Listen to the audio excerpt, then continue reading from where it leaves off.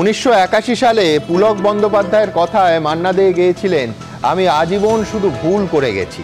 44 বছর পর এটা নিঃসন্দেহে স্কুল সার্ভিস কমিশনের থিম সং হতে পারে। আমার আপনার করের টাকায় চলা একটা সংস্থা যা করে সেটাই কি ভুল? আজ এসএসসিকে আবার পড়তে হলো সুপ্রিম কোর্টের ভৎসনার মুখে। ফের বিষবাও জলে চাকরি প্রার্থীদের ভবিষ্যৎ, আর সেই নিয়েই প্রথম প্রশ্ন। এবার সুপ্রিম কোর্টে প্রশ্নের মুখে এসএসসির নতুন পরীক্ষার বৈধতাও। তবে কি আবার অথই জলে পড়ল চাকরিহারা যোগ্য এবং নতুন মিলিয়ে লক্ষ লক্ষ পরীক্ষার্থীর ভবিষ্যৎ? এর দায় কেন নেবে না সরকার? দ্বিতীয় প্রশ্ন। নতুন বিধি, নতুন শূন্যপদ থেকে নতুন প্রার্থীদের পরীক্ষায় বসানো, কোনোটাই করতে বলিনি। এসএসসিকে তীব্র ভৎসনা সুপ্রিম কোর্টে। তবে কি কোটি কোটি টাকা খরচ করে আইনজীবী নিয়োগ করেও রায়টাই বুঝতে পারলো না এসএসসি, নাকি বুঝতে চাইল না? তৃতীয় প্রশ্ন। প্রথমে দুর্নীতির জেরে গোটা প্যানেল বাতিল, তারপর কোর্ট বারবার বলার পরেও যোগ্যদের আলাদা না করা, আর এবার নতুন পরীক্ষায় কোর্টের নির্দেশ না মেনে নিয়োগ। এসএসসির কি আদৌ এই ধরনের পরীক্ষা নেওয়ার কোনো যোগ্যতা আছে? প্রশ্ন তো উঠবেই। চতুর্থ প্রশ্ন। নতুন পরীক্ষায় ইন্টারভিউয়ে ডাক পাওয়া দাগীদের যাবতীয় বিবরণ সহ তালিকা প্রকাশ করতে হবে এসএসসিকে। হাইকোর্টের পর হুবহু একই নির্দেশ আজ সুপ্রিম কোর্টে। 44টা মামলার আবেদন ফেরানো হলো কলকাতা হাইকোর্টে। বিস্তারিত তালিকা প্রকাশের অনীহার পেছনে কাজ করেছে কোন অঙ্ক? পঞ্চম প্রশ্ন। সিইও দফতরের নিরাপত্তা নিয়ে সিপিকে চিঠি কমিশনে, তারপরই সংবাদ মাধ্যমের ঢোকায় জারি হলো নিষেধাজ্ঞা। সিদ্ধান্ত নিয়েছে পুলিশ, দাবি কমিশনের। এটা কমিশনের এখতিয়ারভুক্ত, পাল্টা বলছে পুলিশ। তথ্য গোপনের চেষ্টাতেই কি টার্গেট এবার সংবাদ মাধ্যম? তবে শুরুতেই দেখাবো ফের সুপ্রিম কোর্টের তীব্র ভৎসনার মুখে স্কুল সার্ভিস কমিশন, ফের অনিশ্চয়তার কালো মেঘ। দেখুন। এসএসসি চাল কাঁকড় আলাদা করতে না পারায় আগেই চাকরি গেছে 26,000-এর। তারপর সুপ্রিম কোর্টের নির্দেশে নতুন করে পরীক্ষা, ফল প্রকাশ, নথি ভেরিফিকেশন, ইন্টারভিউর মধ্যেই প্রশ্নের মুখে এসএসসির নতুন করে নেওয়া পরীক্ষা। সুপ্রিম কোর্টে ভর্ৎসিত হলো স্কুল সার্ভিস কমিশন, ফের কাঠগড়ায় তাদের ভূমিকা। এর ফলে এসএসসির নবম, দশম ও একাদশ, দ্বাদশের নতুন করে নেওয়া পরীক্ষার বৈধতা নিয়েও প্রশ্ন উঠে গেল। নতুন করে পরীক্ষা দেওয়ার পরও চাকরিহারা যোগ্যদের ভবিষ্যৎ অনিশ্চিত হয়ে গেল। নতুন যারা এসএসসির পরীক্ষা দিয়েছিলেন তাদের কি হবে তা নিয়েও উঠল প্রশ্ন। অর্থাৎ 5,25,000 পরীক্ষার্থীর ভাগ্যে কি আছে তা নির্ভর করছে আদালতের উপর। আজকে আদালতের অবজারভেশন খুব পরিষ্কার যে আসলে এই যে নতুন ভ্যাকেন্সি অ্যাড করে এই যে পুরো জটিলতা তৈরি করেছে, এটা এসএসসির পক্ষ থেকে করা হয়েছে। বুধবার সুপ্রিম কোর্টের বিচারপতি সঞ্জয় কুমার এসএসসির আইনজীবীকে বলেন, আমরা আমাদের রায় বলেছিলাম যে নতুন করে নিয়োগ প্রক্রিয়া সংগঠিত করতে হবে। আমরা আপনাদের বলিনি যে নতুন শূন্যপদ তৈরি করে নতুন প্রার্থীদের নিয়ে আসুন। আপনারা সেটা করেছেন। আপনারা নতুন বিধি নিয়ে এসেছেন। আপনারাই নতুন শূন্যপদ তৈরি করেছেন। সুপ্রিম কোর্ট তার পর্যবেক্ষণে আরও বলে, মূল যে মামলার রায় ছিল সেখানে কোথাও বলা হয়নি নতুনদের নিয়োগ করতে হবে। সুপ্রিম কোর্ট কোথাও বলেনি নতুন চাকরি প্রার্থীরা অংশ নিতে পারবেন। নতুন করে যে শূন্যপদ তৈরি করা হলো সেই সিদ্ধান্ত নিয়েছে এসএসসি। সুপ্রিম কোর্ট তার রায়ে এটা বলেনি। নতুন নিয়ম ওদের কে বার করতে বলেছে? সেটা না করে এসএসসি যাতে আরো জট পেকে যায় পরীক্ষায়, সেই ব্যবস্থা করে দিয়েছে। নতুন বিধি তৈরি করা নিয়ে এসএসসির আইনজীবীর উদ্দেশ্যে সুপ্রিম কোর্টের বিচারপতি সঞ্জয় কুমার বলেন, সুপ্রিম কোর্টের রায়ের উদ্দেশ্য ছিল যারা চিহ্নিত দাগী নন তাদের জন্য নতুন নিয়োগ প্রক্রিয়া সংগঠিত করা। আদালতের রায়ে এদের চাকরি বাতিল হয়েছে, তারা আবার সুযোগ পাবেন, কিন্তু তার মানে এই নয় যে তাদের জন্য নতুন বিধি প্রযোজ্য হবে। এসএসসির আইনজীবী কল্যাণ বন্দ্যোপাধ্যায় আদালতে বলেন, শিক্ষকতার অভিজ্ঞতা থাকলে তাদেরকে বাড়তি নম্বর দেওয়া হচ্ছে। 1 বছরের অভিজ্ঞতা থাকলে 2 নম্বর, 5 বছরের শিক্ষকতার অভিজ্ঞতা থাকলে 10 নম্বর দেওয়া হচ্ছে। চিহ্নিত দাগী নন এমন কোনো চাকরি প্রার্থী লিখিত পরীক্ষায় 26 বা 30 পেয়েছেন, কিন্তু তাদের অভিজ্ঞতার জন্য 10 নম্বর যোগ করা হলেও তা নতুন চাকরি প্রার্থীদের থেকে কম। এর প্রেক্ষিতে সুপ্রিম কোর্ট বলে, আমরা শুধু বলছি যে নতুন বিধির জন্য চিহ্নিত দাগী নন এমন প্রার্থীদের যেন বঞ্চিত না হতে হয়। আমরা প্রথম থেকে এই দাবি করেছি যে 16 ক্যান্ডিডেটদের নিয়ে আলাদা গেজেট পাবলিশ হোক এবং 16 ক্যান্ডিডেট মানে যারা আনটেন্টেড টিচার তাদেরকে দিয়ে ফ্রেশ সিলেকশন হোক। আমরা এখনও রাজি, আমরা এখনও বলছি 16 সিট 16 ক্যান্ডিডেট আলাদা করে দিক, আমাদের কোনো আপত্তি নেই, আমরা অনেক খুশি হব। এরই সঙ্গে এসএসসির শিক্ষক নিয়োগ সংক্রান্ত সব মামলা কলকাতা হাইকোর্টে ফেরত পাঠিয়ে দিয়েছে সুপ্রিম কোর্ট। সেই সঙ্গে নির্দেশ দিয়েছে বিস্তারিত তথ্য সহ দাগীদের তালিকা প্রকাশ করতে হবে এসএসসিকে। সৌভিক মজুমদার, বিজেন্দ্র সিংহ, অনির্বাণ বিশ্বাসের রিপোর্ট, এবিপি আনন্দ। আজ সংবিধান দিবস। আজ থেকে ৭৬ বছর আগে ১৯৪৯ সালে আজকের দিনে ভারতীয় গণপরিষদে সংবিধান গৃহীত হয়েছিল। ঠিক তার আগের দিন গণপরিষদে তার বক্তৃতায় ডক্টর ভীমরাও আম্বেদকর বলেছিলেন, একটা সংবিধান যতই ভালো হোক না কেন, যারা এটার প্রয়োগ করবেন তারা যদি ভালো না হন তাহলে এটা খারাপ প্রমাণিত হবে। গত ৭৬ বছরে বারবার প্রমাণ হয়ে গেছে এর থেকে খাঁটি কথা আর হয় না। যত মহৎ উদ্দেশ্যেই একটা সংস্থা তৈরি হোক না কেন, যদি সেই সংস্থার দণ্ডমুণ্ডের কর্তারা অযোগ্য, অদক্ষ বা অসাধু হন, তাহলে সেই সংস্থা খারাপ প্রমাণিত হয়। ১৯৯৭ সালে শিক্ষক শিক্ষিকা শিক্ষাকর্মী নিয়োগে স্বচ্ছতার মহৎ উদ্দেশ্যে যে স্কুল সার্ভিস কমিশন তৈরি হয়েছিল, আজ সুপ্রিম কোর্টের তীব্র ভৎসনার পর আবার প্রশ্ন উঠে গেল যে এই সংস্থা কি আদৌ একটা স্বচ্ছ, বিতর্কহীন, দুর্নীতিমুক্ত পরীক্ষা নেওয়ার যোগ্য? এসএসসির একদল শীর্ষ আধিকারিক আগেই গ্রেফতার হয়ে জেল খেটেছেন। এখন আবার নতুন আধিকারিকদের দক্ষতা নিয়ে প্রশ্ন উঠে গেল সুপ্রিম কোর্টের এই তিরস্কারের পর। শুধু তাই নয়, আজ অনেকেই এই অভিযোগ করছেন যে দাগিদের চাকরি দিতে না পেরে গোটা প্রক্রিয়াটাকে কি ইচ্ছাকৃতভাবে বিষবাঁজরে ঠেলে দেওয়া হলো? মোট কথা, সব মিলিয়ে শুধু চাকরিহারা যোগ্যরাই নন, নতুন চাকরি প্রার্থীদের ভবিষ্যৎও কি অন্ধকার হয়ে গেল? এই প্রশ্ন কিন্তু উঠতে শুরু করেছে। আর এর দায় কি অস্বীকার করতে পারে এসএসসি? এই প্রশ্ন নিয়েই আজ যাব আমার প্রথম বক্তা, এসএসসির প্রাক্তন চেয়ারম্যান, এই তৃণমূল আমলে এসএসসির প্রথম চেয়ারম্যান চিত্তরঞ্জন মণ্ডলের কাছে। এসএসসি কি দায় এড়াতে পারে? এই প্রসঙ্গে আমার জাজমেন্টটার পুরোটার উপর কথাটা বলতে হবে, তা নাহলে কিন্তু ক্লারিফাই করা যাবে না। প্রথমে বলি, যখন প্যানেলটা বাতিল হলো, যে জাজমেন্টটা ছিল তার একটু একটু পড়ে আমার যতটুকু মনে হয়েছিল যে কোনো স্পেসিফিক কেসে যদি জাজমেন্ট হয় তার করসপন্ডিং সব সিকোয়েন্সের উপর পড়ে, সেটা জেনারেল পড়ে না।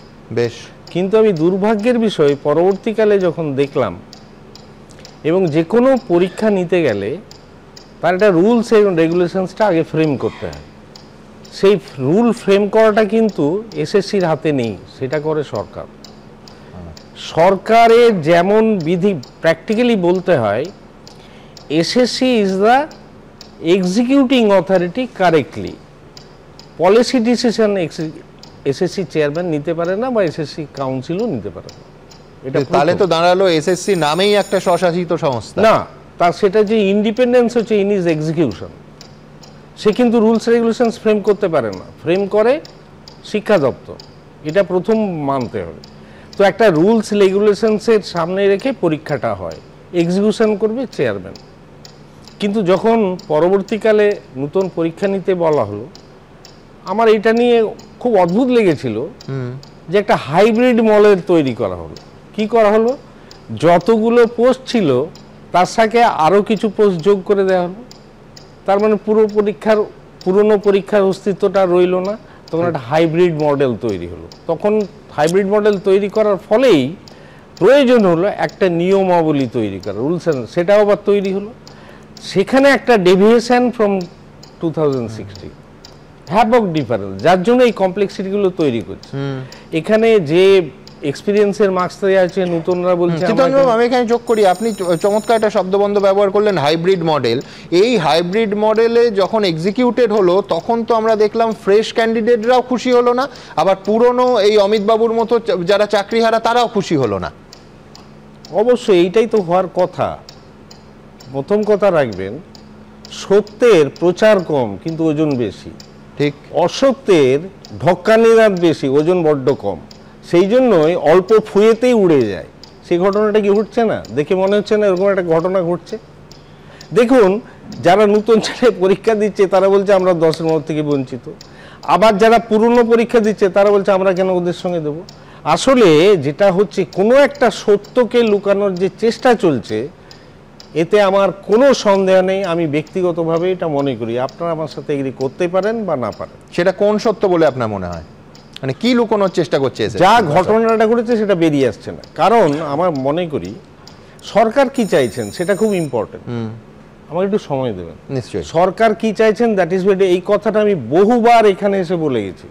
কর্তার ইচ্ছাই কর্ম, এক্সিকিউটার তাই করবে, তার বেশি সে করতে পারবে না।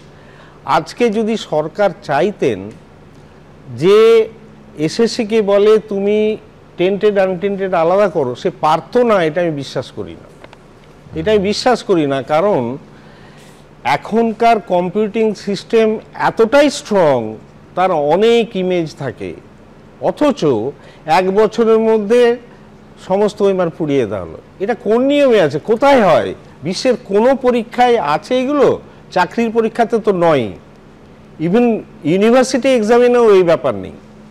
তারপরে যদি না হয় ধরলাম যে স্পেসের অভাবে আমি ছোট রাখতে, তা তো মিরার ইমেজটা রাখা যেত, সেটা তো একটা সামান্য পেন ড্রাইভ হলে 1000 সিনেমা আজকাল রাখা যায় একটা সিনেমা, সেটা রাখা যেত, সেটাও রাখা হয়নি। তাহলে এটার থেকে কি মনে হয় না যে একটা উদ্দেশ্য আগে থেকেই ছিল?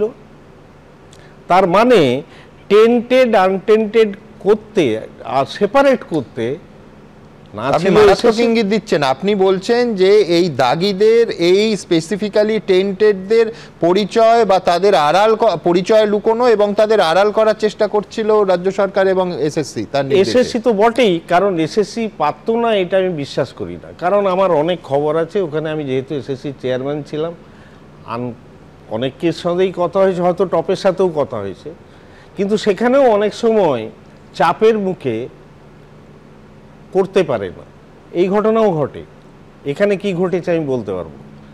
এই হাইব্রিড মডেলটা করতে গিয়ে যে জিনিসটা হলো, দেখুন আজকে সুপ্রিম কোর্ট পুরো 44টা মামলা হাইকোর্টের উপর ছেড়ে দিল, কিন্তু খেয়াল রাখবেন তিনি কতগুলো প্রশ্ন রেখে দিলেন। আমি লয়ার নই, আমি যতটুকু বুঝেছি প্রশ্নগুলোর অর্থ হলো সুপ্রিম কোর্ট ওই লাইনেই বিচারটা চালাবে, কারণ তা নাহলে প্যান্ডোরাস বক্সের মতো এত ওপেন হয়ে যাবে আর ডিসিশন হবে না।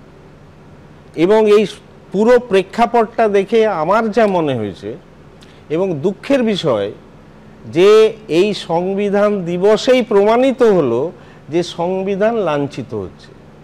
আমি অত্যন্ত দুঃখিত যে আমাকে এই কথাগুলো আজকে বলতে হচ্ছে। যাই বলুন, এটা খুব সুখকর নয় বাংলার জন্য, এটা মানুষকে বুঝতে হবে। 1, 2 নম্বর হচ্ছে একটা সদিচ্ছা থাকতে হবে, সে সদিচ্ছাটার পিছনে কেন এটা ঘেঁটে দেওয়া হচ্ছে।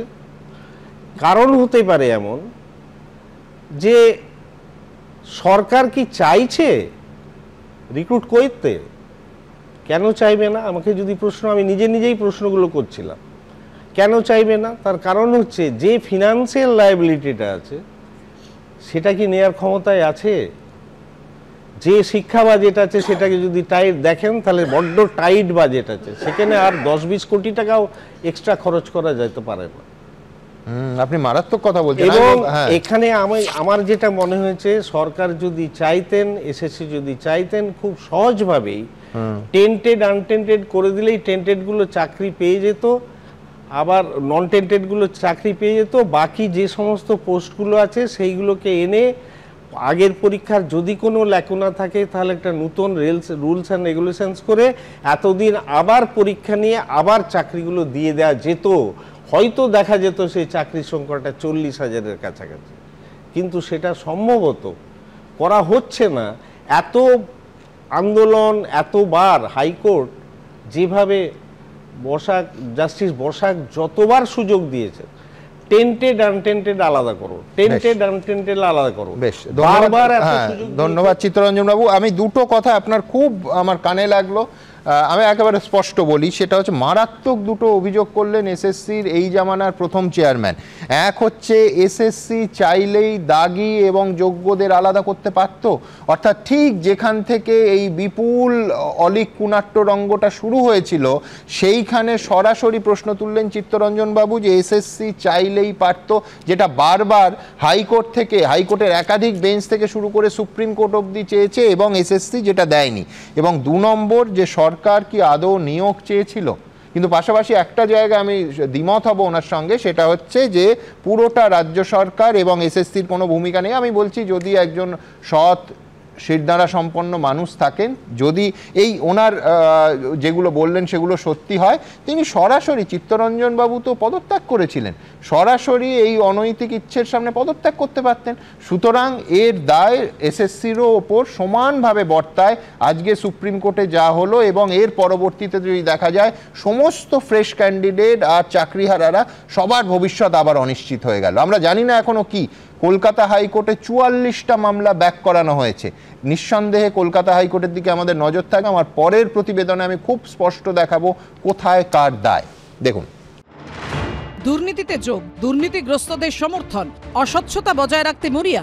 শিক্ষক নিয়োগে দুর্নীতি নিয়ে শুরু থেকেই বারবার এই ধরনের অভিযোগে বিদ্ধ হয়েছে স্কুল সার্ভিস কমিশন। বুধবার সুপ্রিম কোর্টে তীব্র তিরস্কারের মুখে পড়ার পর এসএসসির বিরুদ্ধে উঠল আরও একটা গুরুতর অভিযোগ, অদক্ষতা, যার খেসারত হিসেবে নতুন পরীক্ষায় বসা লক্ষ লক্ষ চাকরি প্রার্থীর ভবিষ্যৎ বিষবাও জলে। আমরা কি দায়ী এর জন্য? আমরা পড়াশোনা করলাম কি করতে? এর আগে ব্যাপক দুর্নীতির জেরে চাকরি হারিয়ে পথে বসেছেন হাজার হাজার যোগ্য শিক্ষক শিক্ষিকা। সেই দুর্নীতির সঙ্গে এসএসসির একাংশের যোগ কতটা গভীর ছিল তা পরিষ্কার হয়ে গিয়েছিল বড় বড় মাথাদের গ্রেফতারিতে। এসএসসির নিয়োগ দুর্নীতির মামলায় কেন্দ্রীয় এজেন্সির হাতে গ্রেফতার হয়েছিলেন এসএসসির প্রাক্তন সভাপতি সুবীরেশ ভট্টাচার্য, এসএসসির প্রাক্তন উপদেষ্টা শান্তিপ্রসাদ সিনহা, এসএসসির সচিব অশোক সাহা। দুর্নীতি নিয়ে যখন মামলা আদালতে গড়ায় তখন কলকাতা হাইকোর্ট থেকে সুপ্রিম কোর্ট বারবার এসএসসিকে বলে চাল থেকে কাঁকড় আলাদা করতে, অর্থাৎ যোগ্য এবং অযোগ্য প্রার্থী আলাদা করতে, কিন্তু স্কুল সার্ভিস কমিশন তা করেনি। যারা বেআইনি, যারা অযোগ্য, বাকি সবাই যোগ্য। দেখুন, আমাদের যা রেকমেন্ডেশন গেছে তার মধ্যে আমরা চিহ্নিত করেছি এদের, বাকি সবাইকে যোগ্য বলতে আপনি তো তাহলে পাচ্ছেন না। এটা কখনো সার্টিফাই করা যায় না। সবাইকে আমি তো চেক করে দেখিনি, তাদের ওএমআর কি আমি বাকি 19,000-এর বা বাকি 23 লক্ষের ওএমআর চেক করে দেখেছি। শেষ অবধি এবছরের 3রা এপ্রিল গোটা প্যানেলই বাতিল করে দেয় সুপ্রিম কোর্ট। অযোগ্যদের সঙ্গে চাকরি হারান হাজার হাজার যোগ্য শিক্ষক শিক্ষিকা। তারপরও বারবার দাগিদের পাশেই দাঁড়াতে দেখা গেছে এসএসসিকে। নতুন করে পরীক্ষার জন্য যে বিজ্ঞপ্তি এসএসসি জারি করে শুরুতে, তাতে কোথাও স্পষ্ট করে বলা হয়নি যে দাগিরা পরীক্ষায় বসতে পারবে না। বিজ্ঞপ্তিকে চ্যালেঞ্জ জানিয়ে হাইকোর্টে মামলা হলে আদালতে দাঁড়িয়েও কার্যত দাগিদের হয়ে সওয়াল করেন স্কুল সার্ভিস কমিশনের আইনজীবী। 1 জুলাইয়ের শুনানিতে এসএসসির আইনজীবী বলেন, সুপ্রিম কোর্ট কোথাও বলেনি যে নির্দিষ্টভাবে চিহ্নিত অযোগ্যরা নতুন নিয়োগ প্রক্রিয়ায় অংশ নিতে পারবে না। কদিন পর 7 জুলাইয়ের শুনানিতে এসএসসির আইনজীবী ফের হাইকোর্টে কার্যত দাগিদের হয়ে সওয়াল করে বলেন, কারো দোষ প্রমাণ হয়েছে? কোন আইনে এদের আটকানো হবে? শেষ পর্যন্ত হাইকোর্টের সিঙ্গেল বেঞ্চ এবং তারপর ডিভিশন বেঞ্চকে নির্দেশ দিতে হয় চিহ্নিত দাগিদের বাদ দিয়ে করতে হবে 2025-এর নিয়োগ প্রক্রিয়া। এবার এসএসসির নতুন পরীক্ষার বিধি নিয়েও প্রশ্ন তুলল সুপ্রিম কোর্ট। সুপ্রিম কোর্ট স্পষ্ট ফেরত পাঠিয়ে দিল হাইকোর্টে এবং স্পষ্ট করে বলল যে আমরা নিয়োগ করতে বলেছি, কিন্তু ভ্যাকেন্সি নতুন করে ক্রিয়েট করা অথবা পোস্ট বাড়ানো তার তো কোনো কথা হয়নি।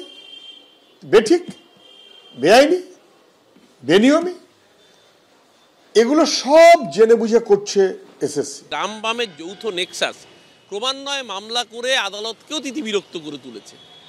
সরকার স্বচ্ছতার সাথে নিয়োগ চেয়েছে। সুপ্রিম কোর্ট এর আগে কোথাও বলেনি যে একসাথে পরীক্ষা নেওয়া যাবে না। নিয়োগে অস্বচ্ছতা থাকলে তো এই পরীক্ষাটাকেই বাতিল করে দিত। সুপ্রিম কোর্ট তাদের পরীক্ষা বাতিল করেননি।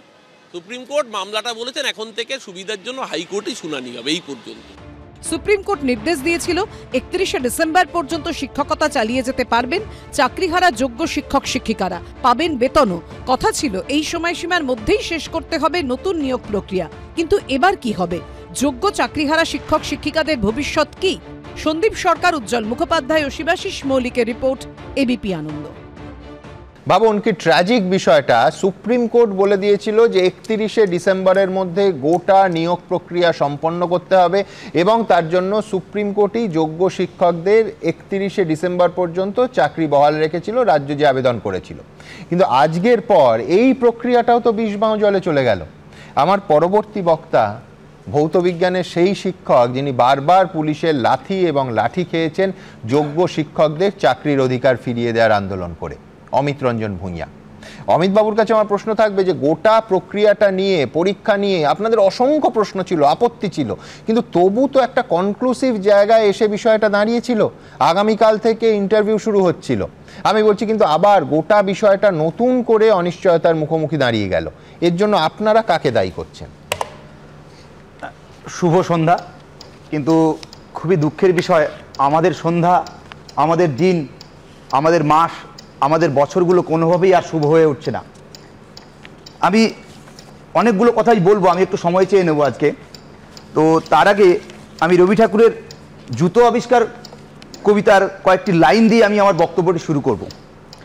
সকলে মিলি যুক্তি করে শেষে কিনলি ঝাঁটা 17.5 লক্ষ, ঝাঁটার চোটে পথের ধুলা এসে ভরিয়ে দিল রাজার মুখ বক্ষ। ধুলায় কেহ মিলিতে পারে না চোখ, ধুলার মেঘে পড়িল ঢাকা সূর্য, ধুলার বেগে কাশিয়া মরে লোক, ধুলোর মাঝে নগর হলো উজ্জ, কহিল রাজা করিতে ধুলা দূর, জগৎ হলো ধুলায় ভরপুর। কি দেখছি? আমরা ন্যায় বিচার চেয়েছিলাম, আমরা বিচার ব্যবস্থার কাছে আমাদের যোগ্যতার ভিত্তিতে চাকরি যেটা পেয়েছিলাম তার জন্যে আমাদের চাকরি ফিরিয়ে দেওয়ার দাবি করেছিলাম, কিন্তু কি পেয়েছি? এই রাজ্য সরকার, এই বিচার ব্যবস্থা, একজন সাধারণ নাগরিক হিসেবে যখন একজন যোগ্য শিক্ষক হিসেবে আমরা বিচার প্রার্থী হয়েছি কোর্টের কাছে, কোর্টও আমাদেরকে বিচার দিতে পারেনি। হ্যাঁ, আমি প্রশ্ন তুলব রাজ্য সরকারের সদিচ্ছা নিয়ে, প্রশ্ন তুলব বিচার ব্যবস্থা নিয়ে। কারণ আমি কয়েকটা কথা আগে বলবো। আমাদের অবস্থা সেই মহাভারতের অভিমন্যুর মতো হয়েছে। 6 জন মহারথী মিলে সেই 16 বছরের অভিমন্যুকে যেভাবে বধ করেছিল, সেই 2016 সালের যোগ্য শিক্ষকদের কেউ এই সমাজ কারা কারা দেখুন, সেই 6 মহারথী। রাজ্য সরকার 1 নম্বর দোষী, 1 নম্বর সেই 6 মহারথীর 1 নম্বর। দ্বিতীয়, বিচার ব্যবস্থা। তৃতীয়, বিরোধী রাজনৈতিক দল। আমি ব্যাখ্যা করব প্রত্যেকটাই। 4 নম্বর, বিরোধী উকিল। 5 নম্বর, এসএসসি। আর 6 নম্বর, সমাজের এক অংশ। আমাদের কি দোষ ছিল? আমরা কেন বিচার ব্যবস্থার ধারা যোগ্যতার আনটেন্টেড তকমা পাওয়ার পরেও আমাদের চাকরি ফিরে পেলাম না? এবার বলবেন স্যার আপনাদের যোগ্য শিক্ষকরা তো not specifically found to be tainted. তাহলে আমি জাজমেন্ট কপিগুলো আগে করে দেখাই। 2025 সালের 23 এপ্রিল যে জাজমেন্ট কপি এসেছিল সেখানে লেখা ছিল কি, for candidate not specifically found to be tainted. তার ঠিক 14 দিনের মাথায় যে MA ফাইল হয় সেখানে লিখছেন উনি কি, not found to be tainted. কোর্টের ভাষা, সুপ্রিম কোর্টের ভাষা বদলা। তারপরে ওনার কাছে পরীক্ষার আগে যে SLP গুলো ফাইন হয়েছে উনি লিখছেন all selected and appointed untainted candidates. তারপরে আরো MA ফাইল হয়েছে, SLP হয়েছে, সেখানে উনি লিখছেন আনটেন্টেড ক্যান্ডিডেট। তাহলে 2 মাস, 3 মাস, 4 মাসের মধ্যে কোর্টের স্ট্যান্ড কি করে বদলে যায়? Not specifically found to be tainted থেকে 4 মাসের মাথায় আমরা কি করে আনটেন্টেড হয়ে যাই? এই প্রশ্ন বিচার ব্যবস্থাকে করব। আরেকটা কথা বলি, কি বিচার ব্যবস্থা, কি রাজ্য সরকার, আপনি কি নির্দেশ দেন যে আপনার রাজ্য সরকার প্রশাসন তার সেই নির্দেশ বুঝতে পারে না? আর আরেকটা প্রশ্ন উঠবেই এখানে। একটা দেখুন, আপনারা বারবার দেখিয়েছেন মকারি হয়ে যাচ্ছে বিচার ব্যবস্থা, জুডিশিয়ারি সিস্টেমের মকারি হয়ে যাচ্ছে এই প্রশাসনের। কেন? যেখানে আমরা পরীক্ষার আগে আমাদের MA এবং SLP অনেকগুলো ফাইল হয়েছিল, সেখানে আমরা সরকারও জানতে চেয়েছিল, আমাদের তরফ থেকেও জানতে চেয়েছিল। ইভেন আপনারা দেখিয়েছেন যে আমাদের একজন যোগ্য শিক্ষক চিন্ময় মণ্ডল সুপ্রিম কোর্টের ভেতরে দাঁড়িয়ে ওনার এজলাসে ঢুকে বলেছিল, স্যার যে আমাদের সবাইকে ফ্রেশ সিলেকশনে বসিয়ে দিচ্ছে, নতুনদের সঙ্গে সেই পুরনোদের বসিয়ে দিচ্ছে, 28 বছরের তরতাজা যুবকের সঙ্গে 48 বছর, 45 বছর, 42 বছরের ম্যাডাম স্যারদের বসিয়ে দিচ্ছে। এটা কি আর্টিকেল 14(16) এর ভায়োলেশন নয়? সেখানে উনি কি বলছিলেন যে process must be go on. কেন বলেছিলেন পরীক্ষার আগে? আপনি তখন কেন ইন্টারফেয়ার করেননি? তখন কেন ইন্টারভেন নেননি? তখন কেন আপনি বলেননি, আলো ক্লিয়ার নিয়ে আসেননি যে এই কেস তো কলকাতা হাইকোর্টে উঠেছিল সিঙ্গেল বেঞ্চে, কলকাতা হাইকোর্ট ডিভিশন বেঞ্চে উঠেছিল, তারপরে সুপ্রিম কোর্টে গিয়েছিল। আপনি পরীক্ষার আগে কেন এটার ভিতর বিষয় গুরুত্ব দেননি? এখানে বলছে যে নিয়োগ বিধি বহাল সুপ্রিম কোর্টেও। উনি বলছিলেন কেন যোগ্য শিক্ষাগত নাম্বার পাচ্ছে, আপনাদের অসুবিধা কোথায়? ফ্রেশ সিলেকশন হবে। আমি তো বলিনি সিট ভ্যাকেন্সি ফ্রিজ করতে। উনি এই কথাটা ইউজ করেছিলেন। উনি বলেছিলেন আমি কখনো বলিনি দুটো প্রসেসকে আলাদা করতে হবে, উনি বলেননি। উনি বলেননি, উনি বলছেন যে আমি এটা বলিনি। তাহলে তখন তো আমরা এই প্রশ্নগুলো উঠেছিল, তখন কেন দুটো প্রক্রিয়াকে আলাদা করেননি? কেন গ্যাজেট নিয়ে তখন প্রশ্ন করেননি? আপনি বলেছিলেন যে আপনারা রাতে নিজেদেরকে বার্ন করে, নিজেদের পরিশ্রম করে, রাত জেগে পড়াশোনা করে পরীক্ষা দিন। একটা কথা, এটা কি চলছে? এটা একটা রাজ্য সরকার, একটা SSC, তার এত বড় বড় উকিল, এত বড় জুডিশিয়ারি সিস্টেম, আমরা সাধারণ নাগরিক হিসেবে কি এই দুয়ের জাতাকলে পড়ে নিষ্পেষিত হয়ে যাব?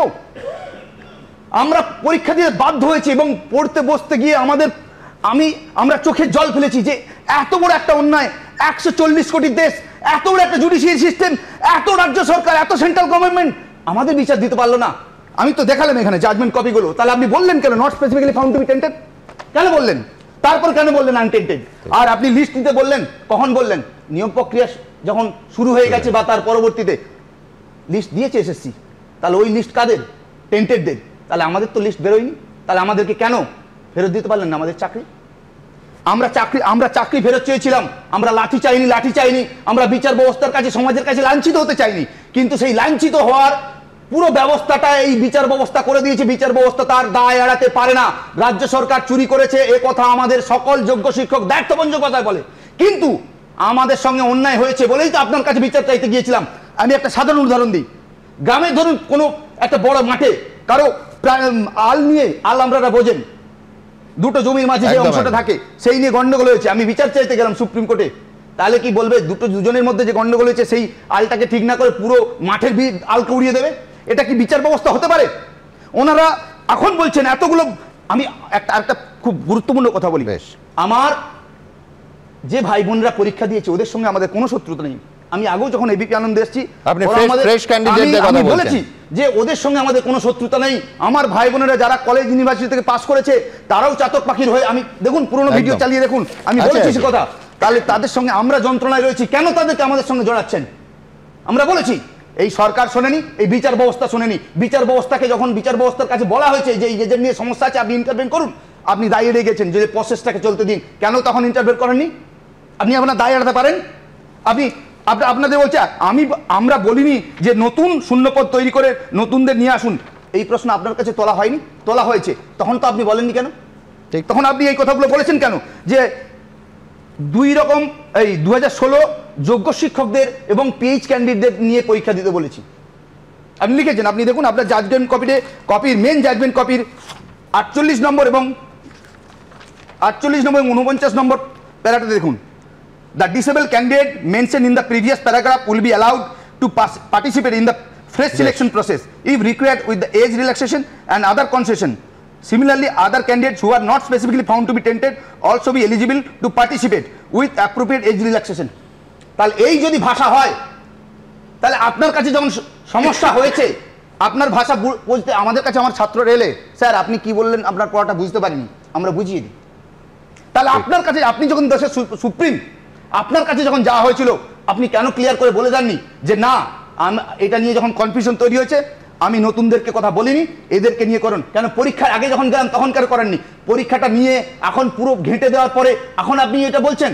এবং অমিত বাবুদের বক্তব্য খুব পরিষ্কার, সেটা হচ্ছে এই পরীক্ষা প্রকাশ্যে নোটিফিকেশন জারি করে হয়েছে, ওনারা এই ইস্যুতে সুপ্রিম কোর্টে গেছে, গিয়ে জানিয়েছে এই পরীক্ষা আগেই কেন বন্ধ করা হলো না। নিঃসন্দেহে এই প্রশ্ন উঠবে এবং এর পাশাপাশি আমি সেই অংশটাও রাখবো যে আজকে কিন্তু টেন্টেড লিস্ট গত বুধবার, ঠিক এক সপ্তাহে কলকাতা হাইকোর্ট যা বলেছিল, গত বুধবার মাননীয় বিচারপতি যা বলেছিলেন যে সমস্ত ডিটেল সহ দাগিদের নাম প্রকাশ করতে হবে, আজকে সুপ্রিম কোর্টে হুবহু সেই কথাই বলা হলো। আমার পরের প্রতিবেদন। দাগিদের যাবতীয় বিবরণ সহ তালিকা প্রকাশ করতে হবে এসএসসিকে।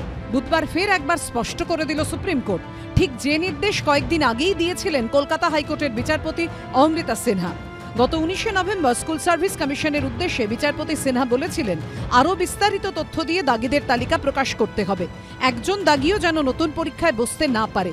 এ বিষয়ে এসএসসিকে বারবার সতর্ক করেছে সুপ্রিম কোর্ট, কিন্তু তারপরও কমিশনের ইন্টারভিউয়ের তালিকায় দাগিদের নাম থাকার অভিযোগ ওঠে, জানিয়ে মামলার জল গড়ায় কলকাতা হাইকোর্টে।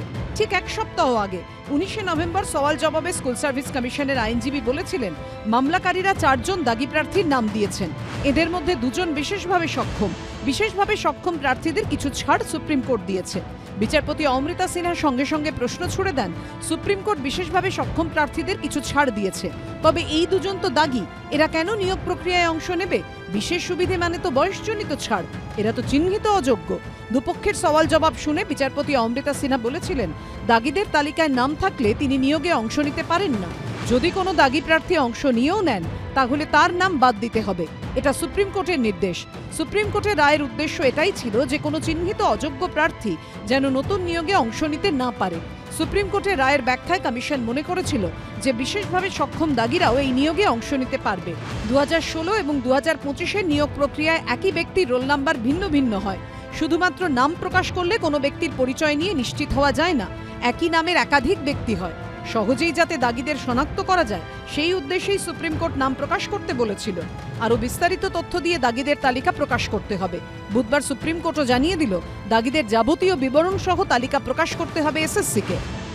আজকে রাজ্য সরকার নিজেদের চাকরি চুরি ঢাকতে ঘোলা জলে মাছ ধরে একটা গভীর প্রচেষ্টার ফলে আজকের এই দিন আপনাদের দেখতে হচ্ছে। আমাদের এই বক্তব্য প্রথম দিন থেকেই ছিল, এসএসসি 2016 প্যানেলের মামলার পরিপ্রেক্ষিতে যে ফ্রেশ সিলেকশন, যা পরবর্তীকালে ফ্রেশ রিক্রুটমেন্ট, অ্যাফোরশেড পোস্ট, ডিক্লেয়ার ভ্যাকেন্সির কেন নতুন চাকরি প্রার্থীদের সাথে মিলিয়ে দেওয়া হলো, এবং স্কুল সার্ভিস কমিশনের কাছেও আমরা জানতে চাই কেন আপনারা জট পাকালেন। প্রথমে প্রাতিষ্ঠানিক দুর্নীতির দায়ে চাকরি যাওয়া, তারপর ফের নতুন বিধিতে ফ্রেশারদের সঙ্গে পরীক্ষায় বসা, সেই পরীক্ষায় উত্তীর্ণ হয়ে ফের যখন স্কুলমুখ হওয়ার কথা ভাবছিলেন চাকরিহারা যোগ্যরা, তখন কি ফের গোটা প্রক্রিয়ায় প্রশ্নের মুখে পড়ে গেল? অনির্বাণ বিশ্বাস ও ঝিলম করঞ্জাইয়ের রিপোর্ট, এবিপি আনন্দ। দেখুন, এই পরীক্ষার কথা যখন ঘোষণা করা হলো, নতুন বিধির কথা এসএসসি প্রকাশ্যে আনলো, তখন থেকেই আমার তথ্যের খাতিরে বলতেই হবে একাধিক আইনজীবী এই স্টুডিওতে বলছিলেন যে এই যে নতুন বিধি, শূন্যপদ তৈরি করে নতুন পরীক্ষার্থীদের তার সঙ্গে অ্যাড করা, এইগুলো সুপ্রিম কোর্টের রায়ে সম্পূর্ণ পরিপন্থী। কিন্তু কথা হলো, এসএসসির কর্তা ব্যক্তিরা বা তাদের আইনজীবীরা সুপ্রিম কোর্টের এই রায়টাকেই বুঝতে পারলেন না, নাকি ইচ্ছে করেই বুঝলেন না, ফলে আবার ব্যাক টু স্কোয়ার ওয়ান হয়ে গেল। 44টা মামলা আগেই বললাম একেবারে কলকাতা হাইকোর্টে ফেরত চলে গেল। এই যে কনক্লুসিভ জায়গাটা, সেটা নিয়ে কেউ সন্তুষ্ট হতে পারেন, অসন্তুষ্ট হতে পারেন, কিন্তু এতদিনে একটা পৌঁছানোর চেষ্টা হচ্ছিল, গোটা বিষয়টা সম্পূর্ণ ধূলিসাৎ হয়ে গেল। আমি আনন্দবাজার পত্রিকায় দেখছিলাম গত 5 বছরে আমার আপনার করের টাকার 65 কোটি শুধু আইনজীবীদের, সেই 65 কোটি দিয়ে পারিশ্রমিক মেটানো হয়েছে। তো এই বহুমূল্য আইনজীবীরা সুপ্রিম কোর্টের রায়টাকেই বুঝতে পারলেন না। ফিরদৌস শামীম এই মামলার, আজকে সুপ্রিম কোর্টে যে মামলাটা ছিল তার অন্যতম আইনজীবী, আমার পরবর্তী বক্তা, এইমাত্র এয়ারপোর্টে ফিরদৌস নেমেছে।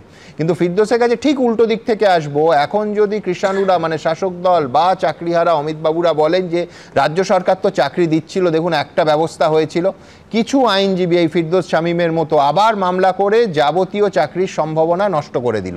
ফিরদৌসের উত্তর কি হবে?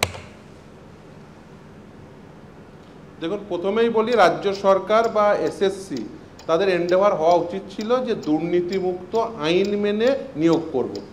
এর আগে 2016 সালে নিয়োগ প্রক্রিয়াটি কেন বাতিল হয়েছিল, তার কারণ ছিল এক, আইন মেনে নিয়োগটি হয়নি, দ্বিতীয় হচ্ছে দুর্নীতি। নতুন যে নিয়োগ প্রক্রিয়া সেটি সুপ্রিম কোর্টের জাজমেন্টের পরিপ্রেক্ষিতে সুপ্রিম কোর্টের জাজমেন্টটা পড়ে তাদের নতুন নিয়োগ প্রক্রিয়াটি শুরু করতে হতো। প্রথমেই তারা জাজমেন্টটি পড়ে তাদের প্রথম মনে হয়েছিল যে সমস্ত দাগি প্রার্থীদের এই সেকেন্ড এসএলএসটিতে আবার বসানো যেতে পারে। কলকাতা হাইকোর্টের সিঙ্গেল বেঞ্চ সেই দাগি প্রার্থীদের বসানো যাবে না বলে রায় দিল। সেটিকে চ্যালেঞ্জ করে সরকার এবং এসএসসি উভয়ই ডিভিশন বেঞ্চে গিয়ে বুঝে এলো যে না, কোনো দাগি প্রার্থীকে বসানো যাবে না। এবার তারপরে কি করলো, যখন নতুন ইন্টারভিউ লিস্ট বেরোলো সেকেন্ড এসএলএসটি, তখন আমরা দেখলাম আবার দাগি প্রার্থী সেখানে স্থান পেয়ে গেছে।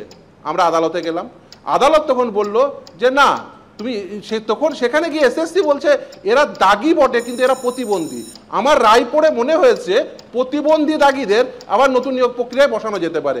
আবার হাইকোর্ট বলল যে না, প্রতিবন্ধী দাগিদেরও বসানো যেতে পারে না।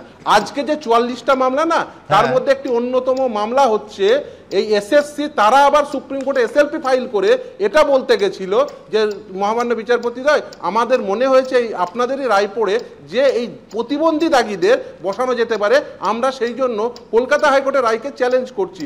এবং আজকে মহামান্য বিচারপতিরা একদম দ্ব্যর্থহীন ভাষায় বুঝিয়ে দিয়েছেন না, কোনো দাগিদেরই বসানো যাবে না।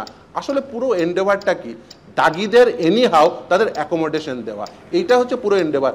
আমরা প্রথম থেকে বলে এসেছি 2016 সালের যারা পার্টিসিপেটেড ক্যান্ডিডেট তাদের 2016 সালের নিয়োগে আইনের সাপেক্ষেই নিয়োগ করুন, তাহলে এই ঝামেলা একদমই হতো না। কিন্তু ওরা কি করলেন, ওই 2016 সালের ভ্যাকেন্সির সঙ্গে অ্যাডিশনাল ভ্যাকেন্সি যোগ করে একটা নতুন রুল তৈরি করলেন। আমার খুব সহজ সাধারণ একটি প্রশ্ন, আচ্ছা যে সরকার তাদের এত আধিকারিক বা তাদের আইন বিশারদরা একটি রায় পড়ে বুঝতে পারেন না যে দাগিদের পরীক্ষায় বসানো যায় বা যায় না, না প্রতিবন্ধী দাগিদের বসানো যায় বা যায় না, তাদের আবার নতুন আইন তৈরি করে নতুন নিয়োগ প্রক্রিয়া করার কোনো মানে হয়? পুরাতন তো আইন ছিল, সেই আইন মোতাবেক নিয়োগ করতো, তাহলে এই ঝামেলাটা হতো না। এবং এখনো পর্যন্ত আমরা শুনলে অবাক হয়ে যাবেন, কলকাতা হাইকোর্ট রায় দিয়ে বলেছে, সুপ্রিম কোর্ট সেটাকে আপেল করেছে যে 2016 সালের ওএমআর শিটগুলো পাবলিশ করে দাও, এখনো পর্যন্ত পাবলিশ করেনি। টেন্টেড ক্যান্ডিডেটদের কাছ থেকে টাকা ফেরত নাও, এখনো পর্যন্ত টাকা ফেরত নেয়নি। আসল উদ্দেশ্য কি? সরকার এবং এসএসসি উভয়েই চাইছেন টেন্টেড ক্যান্ডিডেটরা এনিহাউ তারা যাতে সুবিধা পায়, এই টেন্টেড ক্যান্ডিডেটদের সুবিধা পাইয়ে দিতে। তুমি মারাত্মক অভিযোগ করছো, তুমি বলছো এই গোটা জটিলতা পদে পদে একটার পর একটা ধাক্কা, সেটা এই জন্য যে রাজ্য সরকার এবং এসএসসির তরফে সচেতন একটা প্রচেষ্টা চলেছে আগাগোড়া, যে যাতে দাগিদের প্রথমে পরিচয় গোপন থাকে, তারপর আবার যখন পরীক্ষার সুযোগ হয়েছে সুপ্রিম কোর্ট অনুমতি দিয়েছেন, দাগিরা যাতে পরীক্ষায় বসে চাকরি পেতে পারে। মারাত্মক অভিযোগ ফিরদৌস। একদমই দেখুন, এবং সেটা আজকে যেটা মানে সুপ্রিম কোর্ট বলল যে দুটো কথা, এক আপনাদের নতুন ভ্যাকেন্সি অ্যাড করতে কে বলেছিল, দ্বিতীয় হচ্ছে যে নতুন আইন তৈরি করতে কে বলেছিল, তার আগে পারমিশন নিয়েছিলেন। দেখুন, নতুন আইন তৈরি করার কথাও রায়ে কোথাও বলা নেই, নতুন ভ্যাকেন্সি অ্যাড করার কথাও কোথাও বলা নেই। তাহলে এটা হচ্ছে রাজ্য সরকার এবং এসএসসির নিজস্ব এন্ডেভার। হ্যাঁ, এর আগে যিনি বলছিলেন প্রাক্তন চেয়ারম্যান, নির্দিষ্টভাবে রাজ্য সরকার আইন তৈরি করে, এসএসসি তার এক্সিকিউট করে। কিন্তু এই রায়ে এসএসসি, সরকার এবং বোর্ড উভয়, এই তিনজনই পার্টি, এসএসসি যখন দেখলো রাজ্য সরকার মিস ইন্টারপ্রিট করছে, তখন SSC being an independent body, তাদের এটা বলা উচিত ছিল যে না, আপনারা ভুল ইন্টারপ্রিট করছেন রায়ে, আমরা আপনাদের এই যে নির্দেশ সেটিকে অমান্য করছি, আমরা আপনাদের এই নির্দেশ, সুপ্রিম কোর্টের রায় ভায়োলেট করে এই নির্দেশ পালন করতে আমরা বাধ্য নয়, এই স্ট্যান্ড এসএসসির পক্ষ থেকে নেওয়া উচিত ছিল। কিন্তু দুর্ভাগ্য হলেও সত্য, এসএসসি সেই স্ট্যান্ড নিতে পারছেন না। আজকের দিন পর্যন্ত মহামান্য বিচারপতি অমৃতা সিনহা নির্দেশ দিয়েছেন যে টেন্টেড ক্যান্ডিডেটদের যে লিস্ট, সে নাম, শুধু নাম থাকলে হবে না, রোল নাম্বার থাকলে হবে না, অল ডিটেলস প্রকাশ করো। আজকের দিন পর্যন্ত সেই অল ডিটেলস প্রকাশ হলো না, ওএমআর শিট প্রকাশ হলো না, টেন্টেড ক্যান্ডিডেটের কাছ থেকে টাকা ফেরত নেওয়া হলো না। আসল প্রয়াসটা কি? আসল প্রয়াস হচ্ছে সরকার এবং এসএসসির যৌথ উদ্যোগে টেন্টেডদের এনিহাউ এভিনিউ তৈরি করে দাও। এই এভিনিউ তৈরি করার প্রচেষ্টাই হচ্ছে নতুন আইন, এই এভিনিউ তৈরির প্রচেষ্টাই হচ্ছে নতুন ভ্যাকেন্সি অ্যাড করে অ্যাডিশনাল 10 মার্কস দিয়ে এই নতুন এবং পুরাতনের মধ্যে এই ধরনের লড়াই লাগিয়ে দেওয়া। দেখুন, ফ্রেশার্সরা 100% মার্কস পেয়েছে, আউট অফ 70 পেয়েছে, তারপরে তারা ইন্টারভিউ কল পাচ্ছে না। মানে কি? এমন একটি আইন তৈরি করছেন যার ফলে একজন প্রার্থী 100% নাম্বার পাওয়ার পরেও সে ইন্টারভিউ ডাক পাওয়ার যোগ্য হয় না। তাহলে সেই পদ্ধতির যে ত্রুটিযুক্ত, এটা খুব পরিষ্কারভাবে বোঝা যাচ্ছে। ফিরদৌস, তুমি আমাদের সঙ্গে থাকো, আমি জানি এইমাত্র তুমি এয়ারপোর্ট থেকে নেমেছো, কিন্তু আমার পরের বক্তা যেহেতু রাজ্যের শাসক দলের প্রতিনিধি, আমি তার কাছে যাব, সঙ্গে থাকো। ওনার পরে আবার তোমার মারাত্মক অভিযোগের উত্তর ওনার কাছ থেকে নিতে হবে, আমাদের সঙ্গে থাকো। দেখুন বারবার এই প্রশ্ন উঠছে যে কেন এসএসসি এবং রাজ্য সরকার অযোগ্যদের পাশে দাঁড়াবে। আজ সুপ্রিম কোর্টকে আরও একবার কিন্তু বলতে হলো যে বিস্তারিত তথ্য দিয়ে চিহ্নিত দাগি, স্পেসিফিক্যালি টেন্টেড যারা, তাদের নামের তালিকা প্রকাশ করতে হবে এসএসসিকে। ভাবুন, আজ একটা বুধবার, গত বুধবার এই একই কথা বলতে হয়েছিল কলকাতা হাইকোর্টের মাননীয় বিচারপতি অমৃতা সিনহাকে। আজ সুপ্রিম কোর্টের যাবতীয় পুরনো রায় নিয়ে আমি বসেছি এবং একেবারে একটার পর একটা, ধরুন গত 3রা এপ্রিল সুপ্রিম কোর্টের রায়ে একেবারে সারণী করে দেখিয়ে দেওয়া হয়েছিল যে স্পেসিফিক্যালি টেন্টেড অর্থাৎ চিহ্নিত দাগি তাদের সংখ্যাটা, তার সঙ্গে ছিল জালিয়াতির ইস্যুটা, মানে ওএমআর শিটের গোলমাল বা র্যাঙ্ক জাম্পিং ইত্যাদি ইত্যাদি। আচ্ছা, মনে রাখতে হবে যে এই সংখ্যাটা কিন্তু সিবিআই তদন্ত করে পেয়েছে সেরকম নয়। এই সংখ্যাটা আপনারা শুনলে অবাক হবেন, এসএসসি নিজেরাই কলকাতা হাইকোর্টে হলফনামা দিয়ে স্বীকার করেছিল। আমাদের বিষয়টা এইখানে, এর পরও কেন এসএসসি এই দাগিদের ডিটেলস, নামের তালিকা মাসের পর মাস তাদের কাছে থাকা সত্ত্বেও কোর্ট বারবার তাদের সময় দিয়েছে, তারা প্রকাশ করলো না। এসএসসি কেন বারবার হয় দাগিদের পাশে নয় দাগিদের আড়াল করে, এই প্রশ্ন তো উঠতে শুরু করেছে। ফিরদৌস খানিকক্ষণ আগে তুললেন। আমার পরবর্তী বক্তা কৃষাণুর কাছে নিশ্চয়ই এর উত্তর থাকবে। কৃষাণু, না, একটা কথা আমি একটু আগে শুনলাম, এন্ডেভার। এখন এন্ডেভারটা কি আমরা অনেকেও বুঝে গেছি যে বিষয়টা ডিসেম্বর মাসে শেষ হয়ে যাচ্ছিল, এই নির্বাচনটা মে মাসে, রেজাল্ট মে মাসে, তো একটু টানতে হবে, ব্যাপারটা টানতে হবে। তো সুতরাং টানা হচ্ছে। এখন টানার জন্যে তো পশ্চিমবাংলা খুব মানে আদর্শ জায়গা, তার কারণ হচ্ছে এখানে সংবাদ মাধ্যমেরও স্বাধীনতা আছে, শক বিপয় বিরোধীরাও বলতে পারে। এই একই জিনিস তৃণমূল সরকারের দয়া দাক্ষিণ্যে নাকি পুলিশ যখন পুলিশ রিক্রুটমেন্টে যখন 7 লক্ষর বেশি প্রায় 8 লক্ষ রাজস্থানে অভিযোগ ওঠে 2021-এ, সেটার কোনো জানি না। কিষাণু নিশ্চয়ই পরের বার রাজস্থান থেকে টিকিট নেবে তৃণমূল কংগ্রেসে, ওটা কনসেন্ট্রেট করুক। হ্যাঁ, যে স্ক্যামটাকে শকিং স্ক্যাম বলেছে, এলাহাবাদ হাইকোর্টে অবজারভেশন ছিল, তার তদন্ত গতি প্রকৃতি 20% সরকারি আমলাদের আত্মীয় স্বজনরা উত্তরপ্রদেশে চাকরি পেয়েছিল, তার গতি প্রকৃতি আমরা জানি না। ওই উত্তরপ্রদেশে 2022 সালে দুপুরে আজকাল ভাত টাত খাচ্ছ না নাকি?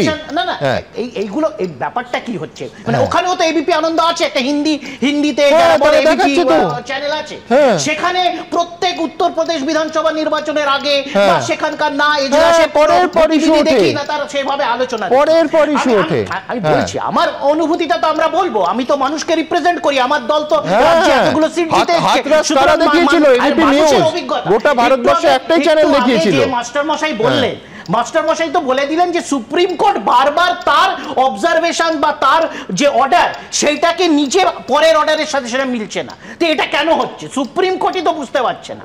এসএসসির ইয়ে ধরে নিলাম অযোগ্য, তার উকিলরা বুঝতে পারলেন না, সব উকিল অযোগ্য আমাদের পক্ষে যারা লড়ছে। কিন্তু আমি বলছি কোটি 65 কোটি টাকা যারা নিলেন সেই লয়াররা সুপ্রিম কোর্টকে বোঝাতে পারলেন না। আমি বলছি তো সুপ্রিম কোর্ট যদি দুবার দু কথা বলে থাকে, যেটা মাস্টার মশাই বলছেন, তাহলে দুবার তো দুটো কথাই হবে। সেটা কিন্তু মাস্টার মশাইও আইনজীবী নন, তুমিও নন। আমি জাস্ট কিছু বলছি। একটু আগে যিনি এসএসসির প্রাক্তন যিনি আমলা ছিলেন, তিনি বললেন যে ওএমআরসি কেন রাখা ছিল না। আমি যদি আনন্দবাজারটা পড়ে যদি আমার মানে যতটা জ্ঞান, আমি বলছি 29শে জানুয়ারি এই বছর আনন্দবাজারে বেরোলো যে এখন নতুন নিয়ম করেছে, এই আমাদের সরকারই করেছে, যে 10 বছরের জন্য সংরক্ষিত রাখতে হবে স্ক্যান্ডি ওএমআর শিটটা। এর আগে যে নিয়মটা ছিল সেটা 1 বছরের জন্য ছিল। না, নিয়মটা পাল্টে 1 বছর করা হয়েছিল। তুমি পুরো খবরটা পড়োনি তো? না না, আমি বলছি তো 1 বছরের জন্য ছিল, 1 বছরের জন্য ছিল। ঠিক না, এসএসসি রেজোলিউশন করে অত্যন্ত এক সেকেন্ড অত্যন্ত সন্দেহজনকভাবে, যার মোটিভ নিয়ে বারবার কোর্টে প্রশ্ন উঠেছে, সন্দেহজনকভাবে কেন 1 বছর করা হলো, কেন কমানো হলো, মোটিভ কেন নষ্ট করা হলো? এখন বিজেপির সাংসদ তিনি যখন এজলাসে বসতেন তিনি বলেছিলেন তিনি বিজেপির সাথে যোগাযোগ রাখছেন, বিজেপি তার সাথে যোগাযোগ রাখছে। তো মোটিভ তো সব জায়গায় আছে। আজকে যে এন্ডেভার কথা হচ্ছে, যে এন্ডেভারটা ফিরদৌস বললো, আমি এন্ডেভারটা বড় করে ব্যাখ্যা করলাম, তারও তো একটা মোটিভ থাকতেই পারে। আমি যেটা প্রথমেই বললাম যে বিষয়টা হচ্ছে কাউকে চাকরি না দেয়া, ভোট এসে যাচ্ছে বাবা, আমার বাজেটে টানাটানি আছে, আমি কাউকে চাকরি দেব না, সব ঘেঁটে দেব। আমি বললাম তো এসআইআর এ হচ্ছে না ব্যাপারটা, মানে এসআইআর এ এত সিএএ ক্যাম্প করে ব্যাপারটা তাও টিকছে না ভাই, অন্য কিছু আনো। তুমি বলছো যে সুপ্রিম কোর্টও এটার সঙ্গে যুক্ত, মাননীয় বিচারপতিরা, কারণ আজকে তো দেখো এই ইস্যু তো বিজেপি বা সিপিএম এর এই দম নেই, এটা তো সুপ্রিম কোর্টের রায় বলে এটা এত বড় হলো। না না, আমরা তো মেনে নিয়েছি, আজকে পার্টির বক্তব্য আছে যে আমরা তো মেনে নিয়েছি, সরকারও নিশ্চয়ই তার বক্তব্য রাখবেন যে আমরা তো মেনে নিচ্ছি। সুপ্রিম কোর্টই বলেছিল, গেছিল এই ফিরদৌস রায় গেছিল, কেন 10 নম্বর এক্সট্রা এই করে গেছিল? তখন কি সুপ্রিম কোর্ট জানতো না যে একসাথে পরীক্ষা হচ্ছে? সুপ্রিম কোর্ট যখন বললো যে 10 নম্বর যা বলা এখতিয়ার তাদের, তখন কি সুপ্রিম কোর্ট জানতো না যে একসাথে পরীক্ষা হচ্ছে? সরকার কি নতুন নিয়ম করেছে, আইন করেছে, আর আইন রাজ্য সরকার করবে না, লেজিসলেচার করবে না, এক্সিকিউটিভের তার অধিকার থাকবে না, আইন কি শুধু কোর্ট করে দেবে? তাহলে কোর্টই দেশটা চালাক। এটা তো হতে পারে কোর্ট তো, আমি বলছি কিষাণু, আমি একটা জায়গায় আপনারা সবাই একমত হবেন, কিষাণুর কাছে আমি আসবো। আমি বলছি একটা জায়গায় কোর্টের তো ঢোকার কোনো অধিকারই হতো না যদি না চুরি করে এতজন যোগ্য চাকরি প্রার্থীরা 26,000-এর চাকরি না চলে যেত। কোর্ট তো ঢোকার জায়গায় পেতো না, যার ফলে এখানে কোর্ট রুলের কথা এই ক্ষেত্রে অন্তত আসে না। কিন্তু একটা পয়েন্ট তুলেছে কিষাণু, আমার অত্যন্ত গুরুত্বপূর্ণ মনে হয়েছে, সেটা হচ্ছে ফিরদৌস এই প্রশ্ন এই মাস্টারমশাইও তুলেছিলেন এর আগে, যে এই যে বিধি বদল হচ্ছে, টোটাল ওয়েটেজ বদল হচ্ছে, মার্কস বদল হচ্ছে, এইটা সুপ্রিম কোর্টের তো জ্ঞাতসারে হয়েছিল এবং কোর্টে এই জিনিস আলোচিত হয়েছিল। তখন কেন কগনিজেন্স নেওয়া হয়নি? তখন কেন মাননীয় বিচারপতিরা সেই মুহূর্তে সেইখানে অবজেকশন তোলেননি, যেটা আজকে তারা একেবারে জলের মতো পরিষ্কার করে দিয়েছেন? যে এই কথা আমি পরে একদম এক্স্যাক্টলি রায়তে কি বলেছেন সেটাও পড়ে শোনাবো, যে একেবারে আজকে যেটা পরিষ্কার করে দিলেন যে এই কথা আমরা বলিনি, সেইটা তখন কেন মাননীয় বিচারপতিরা বলেননি? এই প্রশ্ন আজকে এই অনুষ্ঠানে দুবার উঠলো। ফিরদৌস, তোমার কোনো উত্তর আছে? একদমই। দেখুন, এই যে নতুন আইন, তার সাংবিধানিক বৈধতা চ্যালেঞ্জের যে মামলা, সেটি কোর্ট অফ ফার্স্ট ইনস্ট্যান্স হচ্ছে কলকাতা হাইকোর্টের সিঙ্গেল বেঞ্চ, সেখানে মামলা পেন্ডিং ছিল। এখন একটি মামলা, অরুণিমা পালের বারবার কথা বলা হয়, সে তার বয়স পেরিয়ে যাচ্ছিল, সেই জন্য ইন্টারিম স্টেজে অর্থাৎ অন্তর্বর্তীকালীন স্টেজে তাকে যাতে সে পার্টিসিপেটেড ক্যান্ডিডেট ছিল, 2016 সালের ওয়েট লিস্টেড ক্যান্ডিডেট ছিল, কিন্তু তার ডিউ টু এজ বাদ সে পার্টিসিপেট করতে পারছিল না। সেই পয়েন্টে মামলাটি সুপ্রিম কোর্ট পর্যন্ত ট্রাভেল করেছিল, কিন্তু সাংবিধানিক বৈধতা এই 2025 সালের রুলের, সেটা কিন্তু কলকাতা হাইকোর্টের দ্বারা অ্যাডজুডিকেটেড হয়নি। এবং এই অরুণিমা পালের ডিভিশন বেঞ্চের জাজমেন্টে স্পষ্টত বলা আছে, কোনো অ্যাপিলেন্ট তারা এই যে সাংবিধানিক বৈধতা চ্যালেঞ্জ করেননি। তার কারণ অরুণিমা পালের মামলাতে প্রেয়ার ছিল, কিন্তু সেটা অ্যাডজুডিকেশন হয়নি কলকাতা হাইকোর্টের সিঙ্গেল বেঞ্চে। সেই সময় 3টে মামলা ছিল, 3টে মামলার মধ্যে 2টো মামলা স্টিল পেন্ডিং, যেটা আগামী 28 তারিখে শুনানি হবে। না হলো, কিন্তু আমি আবার বেসিক প্রশ্নে একদম সহজ, আমি তো আইনের লোক নই, আমি বলছি যে এই পরীক্ষা তো প্রকাশ্যে নেওয়া হয়েছিল এবং এর যা ওয়েটেজের বদল, যে বিধি বদল করা হয়েছে, সেটা তো একেবারে কোর্টকে বারবার জানানো হয়েছিল। আমি বলছি যে তখন এই অবজেকশনটা কোনো কোর্ট থেকে কি এসেছিল?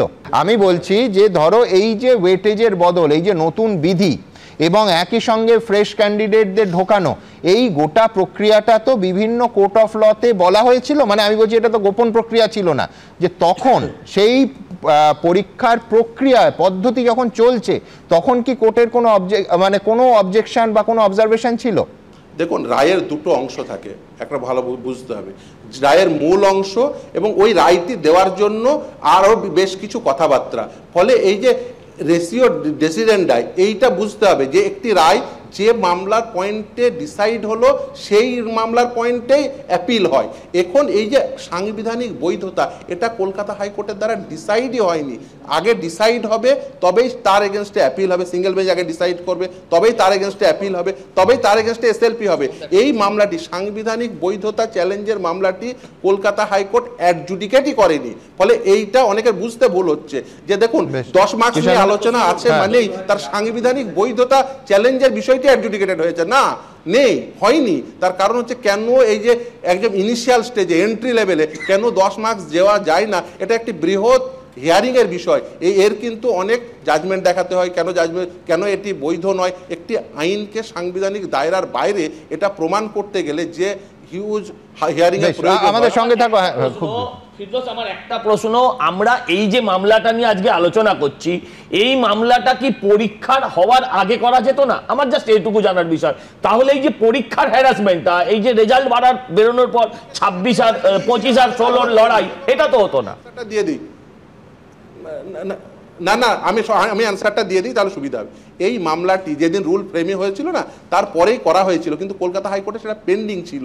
কারণ হচ্ছে দেখুন, কলকাতা হাইকোর্টে অনেক মামলা হয়, সেটি একদম সঙ্গে সঙ্গে পরপর হিয়ারিং করেই যে অ্যাডজুডিকেশন হয়ে যাবে সেই মামলা, এরকম বিষয় নয়। ফলে সাংবিধানিক বৈধতা চ্যালেঞ্জের মামলাটি কলকাতা হাইকোর্টে সেই সময় থেকেই পেন্ডিং, এটা বুঝতে হবে। কারণ এইটা অ্যাডজুডিকেট হয়নি, ফলে সেই সময় থেকে এবং পরপর আরও অনেকে মামলা করেছে, যেমন 2016 সালের এই লুবানা মৌসুমীরা করেছে, সেরকম পরবর্তীতে ফ্রেশার্স ক্যান্ডিডেট ভীম সরকার, চৈতালিরাও করেছে। ফলে সেই মামলাগুলো পেন্ডিং রয়েছে কলকাতা হাইকোর্টে, এগুলো কিন্তু অ্যাডজুডিকেট হয়নি। যতক্ষণ পর্যন্ত কলকাতা হাইকোর্ট করার জন্য 10 নম্বরটাকে অজুহাত খাড়া করে গিয়েছিল, তাহলে পরীক্ষাটা হচ্ছে কোর্টের নির্দেশনা। সেখানে শুনতে হয়েছিল এক সেকেন্ড স্পেসিফিক প্রশ্ন, ফিরদৌস শুনতে পাচ্ছ? আইনি দায়বদ্ধতাগুলো না বুঝলে এটা মুশকিল হবে। না, আমরা বুঝি না, উনি মারপ্যাচ গুলো বোঝেন, ওগুলোই তো প্রয়োগ করছেন। আবার তো বললাম, আইন যেরকম আছে, আইনের ফাঁক ফোকরও আছে, সেইগুলোর জন্য ওনারা সাপের গালেও চুমু খাচ্ছেন, আবার ব্যাঙের গালেও চুমু খাচ্ছেন। ওই জন্য যাদের চাকরি বাতিল করেছিলেন তাদেরকে আবার প্ররোচিত করে তাদের বলেছিলেন তোমরা কেস করো, তো তোমাদের ঝয়েও লড়বো। তো ওনারা বারবার এই কাজটা করছে। বেশ, ফিরদৌস তোমার উত্তর। আমার এমনি একটা সাইড প্রশ্ন থাকবে যে 65 কোটির আইনজীবীরা এই মারপ্যাচটা বুঝতে পারলো না, ফিরদৌসদের হাতে একেবারে সহজ শিকার হয়ে গেল। যাই হোক, ফিরদৌস।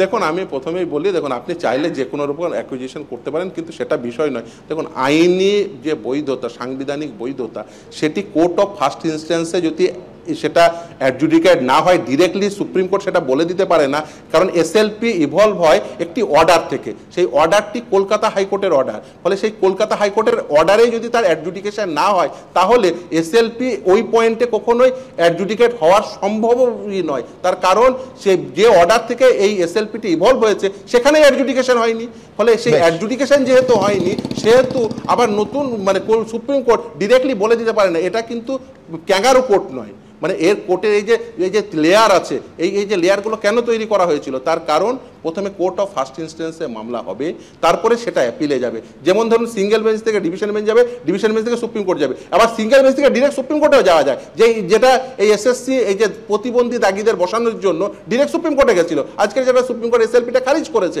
কিন্তু একদম ঠিক এই লাইনে আমি আসবো। এই দাগিদের ক্ষেত্রে একেবারে স্পষ্ট কলকাতা হাইকোর্ট এবং তারপরে এক সপ্তাহের মধ্যে সুপ্রিম কোর্ট কি বললো একবার পাশাপাশি দেখে নেব। 2016 পর 2025 9 বছর পর রাজ্য সরকারি স্কুলগুলোতে নবম দশম ও একাদশ দ্বাদশে শিক্ষক নিয়োগ প্রক্রিয়া শুরু করেছে স্কুল সার্ভিস কমিশন। এর মধ্যে নবম দশমে রেজাল্ট বেরিয়ে গেছে, একাদশ দ্বাদশে তো ইন্টারভিউও শুরু হয়ে গেছে। কিন্তু এরই মধ্যে এসএসসির পরীক্ষা পদ্ধতি ঘিরে ফের প্রশ্ন। নিয়োগ বিধি নিয়ে প্রশ্ন তুলল সুপ্রিম কোর্ট, ফের কাঠগড়া এসএসসি, ফের লক্ষ লক্ষ চাকরি প্রার্থীর ভবিষ্যৎ প্রশ্নের মুখে। কিন্তু নতুন নিয়োগ বিধিতে কি কি পুরনো বিধির পরিবর্তন করেছিল এসএসসি? এর মধ্যে অন্যতম শিক্ষকতার অভিজ্ঞতার জন্য 10 নম্বর বরাদ্দ, যা আগে ছিল না। জানিয়ে হাইকোর্টে মামলা করেছে ফ্রেশার্স চাকরি প্রার্থীদের একাংশ। রাস্তায় নেমে আন্দোলনও শুরু করেছেন তারা। তাঁদের দাবি নতুন বিধিতে চাকরিহারা যোগ্য শিক্ষকদের শিক্ষাগত অভিজ্ঞতার জন্য যে 10 নম্বর দেয়া হচ্ছে তা বাতিল করতে হবে। বর্তমানে আমরা যারা ফ্রেশার্স ক্যান্ডিডেট 60 পাওয়ার পরেও ডাক পাইনি, তাদের ভবিষ্যৎকে সামনে রেখে মহামান্য কলকাতা হাইকোর্ট সেই রায় দেবেন। আগামীতে আমরা আরো বৃহত্তর আন্দোলন নেব, সেই কর্মসূচির দিকে আমরা এগোচ্ছি। কিন্তু যোগ্য চাকরিহারা প্রার্থীরা বলছেন এতদিন শিক্ষকতা করার সুবাদে বাড়তি 10 নম্বর তাঁদের অবশ্যই প্রাপ্য। 2016 সালের যারা ক্যান্ডিডেট আছে তারা কিন্তু 10 নম্বরটা মানে শুধু তারা তাদের স্বার্থে পায়নি, এরা কিন্তু যে কোনো শিক্ষক যারা গভর্নমেন্ট সার্ভিস করেন তারা তাদের এক্সপিরিয়েন্স নম্বর বাবদ এটা পেয়েছেন। 2016 যারা আমরা ক্যান্ডিডেট, আমরা সেই সময় গ্র্যাজুয়েশন করেছিলাম, মাস্টার্স করেছিলাম, বিএড করেছিলাম, আমরা এলিজিবল ছিলাম এসএসসিতে এক্সামে বসার জন্য। তাহলে সেই সময় যারা এখন যারা আমাদের সাথে অসম প্রতিযোগিতায় বসছে তাদের সময় কি তারা কি সেই এলিজিবিলিটি ক্রাইটেরিয়া তাদের ছিল? এসএসসির নতুন বিধি অনুযায়ী লেকচার ডেমনস্ট্রেশনের জন্য 10 নম্বর দেয়া হচ্ছে। এছাড়াও এডুকেশনাল কোয়ালিফিকেশনের জন্য 2016-2025 বিধির মধ্যে বিস্তর ফারাক রয়েছে। যেমন 2016তে শিক্ষাগত যোগ্যতার নাম্বার ছিল 35, 2025 নতুন বিধিতে এসএসসি তা কমিয়ে করেছে 10।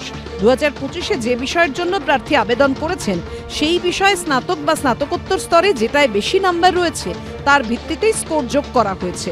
অর্থাৎ স্নাতক বা স্নাতকোত্তর যেটায় সর্বোচ্চ নাম্বার সেই নাম্বারের ভিত্তিতেই মিলেছে শিক্ষাগত যোগ্যতার স্কোর। কিন্তু এই 10 নম্বরটাই 2016তে ছিল 35। তখন মাধ্যমিক, উচ্চ মাধ্যমিক, স্নাতক, স্নাতকোত্তর এবং বিএড প্রত্যেকটার জন্য আলাদা আলাদা নাম্বার ভাগ করা ছিল। অর্থাৎ নতুন নিয়োগ বিধিতে মাধ্যমিক, উচ্চ মাধ্যমিকের মেধার কোনো নম্বর গ্রাহ্যই করা হয়নি। 2016তে যেখানে লিখিত পরীক্ষার নাম্বার ছিল 55, এবছর সেখানে আরো 5 বাড়িয়ে করা হয় 60। 100% নাম্বার থাকা সত্ত্বেও আমি কল ফর ভেরিফিকেশনের ডাক পাইনি, কারণ স্কুল সার্ভিস কমিশন তাদের দুর্নীতি ঢাকতে অযোগ্য যে ক্যান্ডিডেট আছে তাদের পুনর্বহাল করার জন্য 10 নম্বরের যে গ্রেস মার্ক দেওয়া হয়, গ্রেস মার্ক বা এক্সপিরিয়েন্স মার্কস দিচ্ছে, যার জন্য আমরা ফ্রেশার্স ক্যান্ডিডেটরা পূর্ণমান পাওয়া সত্ত্বেও আমরা পরীক্ষার নেক্সট ধাপে আমরা পৌঁছতে পারিনি। সুপ্রিম কোর্ট তার রায়টাকে বদলাবে কেন? সে তো বলেছে আনটেন্টেড টিচাররা, ডিসেবল ক্যান্ডিডেটরা ফ্রেশ সিলেকশনের মাধ্যমে আপনি সিলেক্ট করুন। তো সেইটা যদি করে তাহলে তো সমস্যা মিটে যায়। আজকে যেটা হলো শিক্ষার ক্ষেত্রে একটা মানে কি বলবো মানে বাজ পড়ার মতন ব্যবস্থা হলো।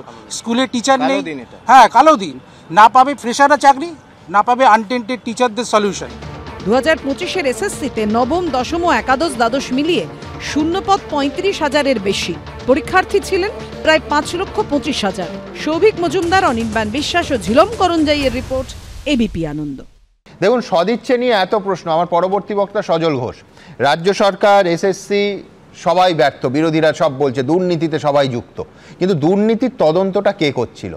CBI R E D. যারা গ্রেফতার হয়েছিলেন তারা পার্থ চট্টোপাধ্যায় থেকে ধরুন সুবীরেশ ভট্টাচার্য, শান্তিপ্রসাদ সিনহা থেকে কল্যাণময় গঙ্গোপাধ্যায়, সবাই মামলা থেকে জামিন পেয়ে গেছেন। পার্থ চট্টোপাধ্যায় অন ক্যামেরা বলছেন দুর্নীতি কোনো ইস্যুই নয়। সুতরাং সিবিআই আর ইডির সদিচ্ছা নিয়েও সজল একই রকমভাবে কিন্তু প্রশ্ন উঠবে। তার কারণ সিবিআই যদি তালিকাটা, ধরুন এসএসসির কোর্টে বলটা গেলই না, এই কারা কারা স্পেসিফিক্যালি টেন্টেড আর কারা টেন্টেড নন, কারা যোগ্য, কারা মেধার বিনিময়ে এই চাকরিটা পেয়েছেন, এটা যদি সিবিআই তালিকাটা দিত তাহলে আর এসএসসির কোর্টে বলটাও যেত না, আর কোনো পরীক্ষায় 26,000 অসহায় মানুষ তাদের চাকরি হারাতো না। আপনার কথা, আপনি প্রশ্ন করেছেন আমায় কিছু, কিন্তু আমার মনে হয় এই প্রশ্নের উত্তর আপনার কাছেও আছে। আমায় কিছু প্রশ্ন করতে হবে বলে করেছেন। আপনি বললেন যে সিবিআই যদি তালিকাটা প্রকাশ করে দিত, হ্যাঁ, তো তালিকাটা তো এসএসসি প্রকাশ করে দিয়েছিল না, তালিকা করেনি তো, নাম্বারটা দিয়েছে, নাম্বারটা আমি বলছি নাম্বার পরে টেন্টেড লিস্ট ঘোষণা করেছে। টেন্টেড লিস্ট যখন তাদের কাছেই ছিল, তারাই যখন ঘোষণা করেছে, তখন আর তালিকার আলাদা করে সজল আমি একটু ফ্ল্যাশব্যাকে নিয়ে যাই। স্পেসিফিক্যালি হাইকোর্ট থেকে সুপ্রিম কোর্ট, এক সেকেন্ড, প্রত্যেকবার জিজ্ঞেস করেছেন যে এরা টেন্টেড, বাকিরা কি আনটেন্টেড, সেই জবাবে এসএসসি সম্পূর্ণ নীরব ছিল বারবার। আমরা এই লিস্টটা সিবিআই দিলে আর ওর নীরব থাকার প্রয়োজনই হতো না। না না, আমি বলছি যে মালিক এই পরীক্ষা দুর্নীতি বা পরীক্ষার যে মালিক, সেই কিন্তু ফাইনালি টেন্টেড এবং নন টেন্টেড আলাদা করে দিয়েছে।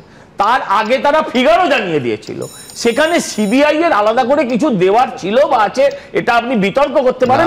আমি তিনটে রায় নিয়ে বসেছি, কোথাও সিবিআই তদন্তের উল্লেখই নেই সেইভাবে। হতেই পারে, আমি মানছি সে কথা, আপনার কথা ঠিক, কিন্তু আপনি যেটা খুঁজছেন সেটা তো আগেই, অনেক আগেই এসএসসি দিয়ে দিয়েছিল। প্রথমে ফিগার দিয়ে দিয়েছিল, ফাইনালি কোর্টের রায়ে তারা তাদের তালিকাও ঘোষণা করে দিয়েছিল। অতএব সেটা আলাদা করে সিবিআই এর বিরাট কিছু খুঁজে আনার বিষয় নয়।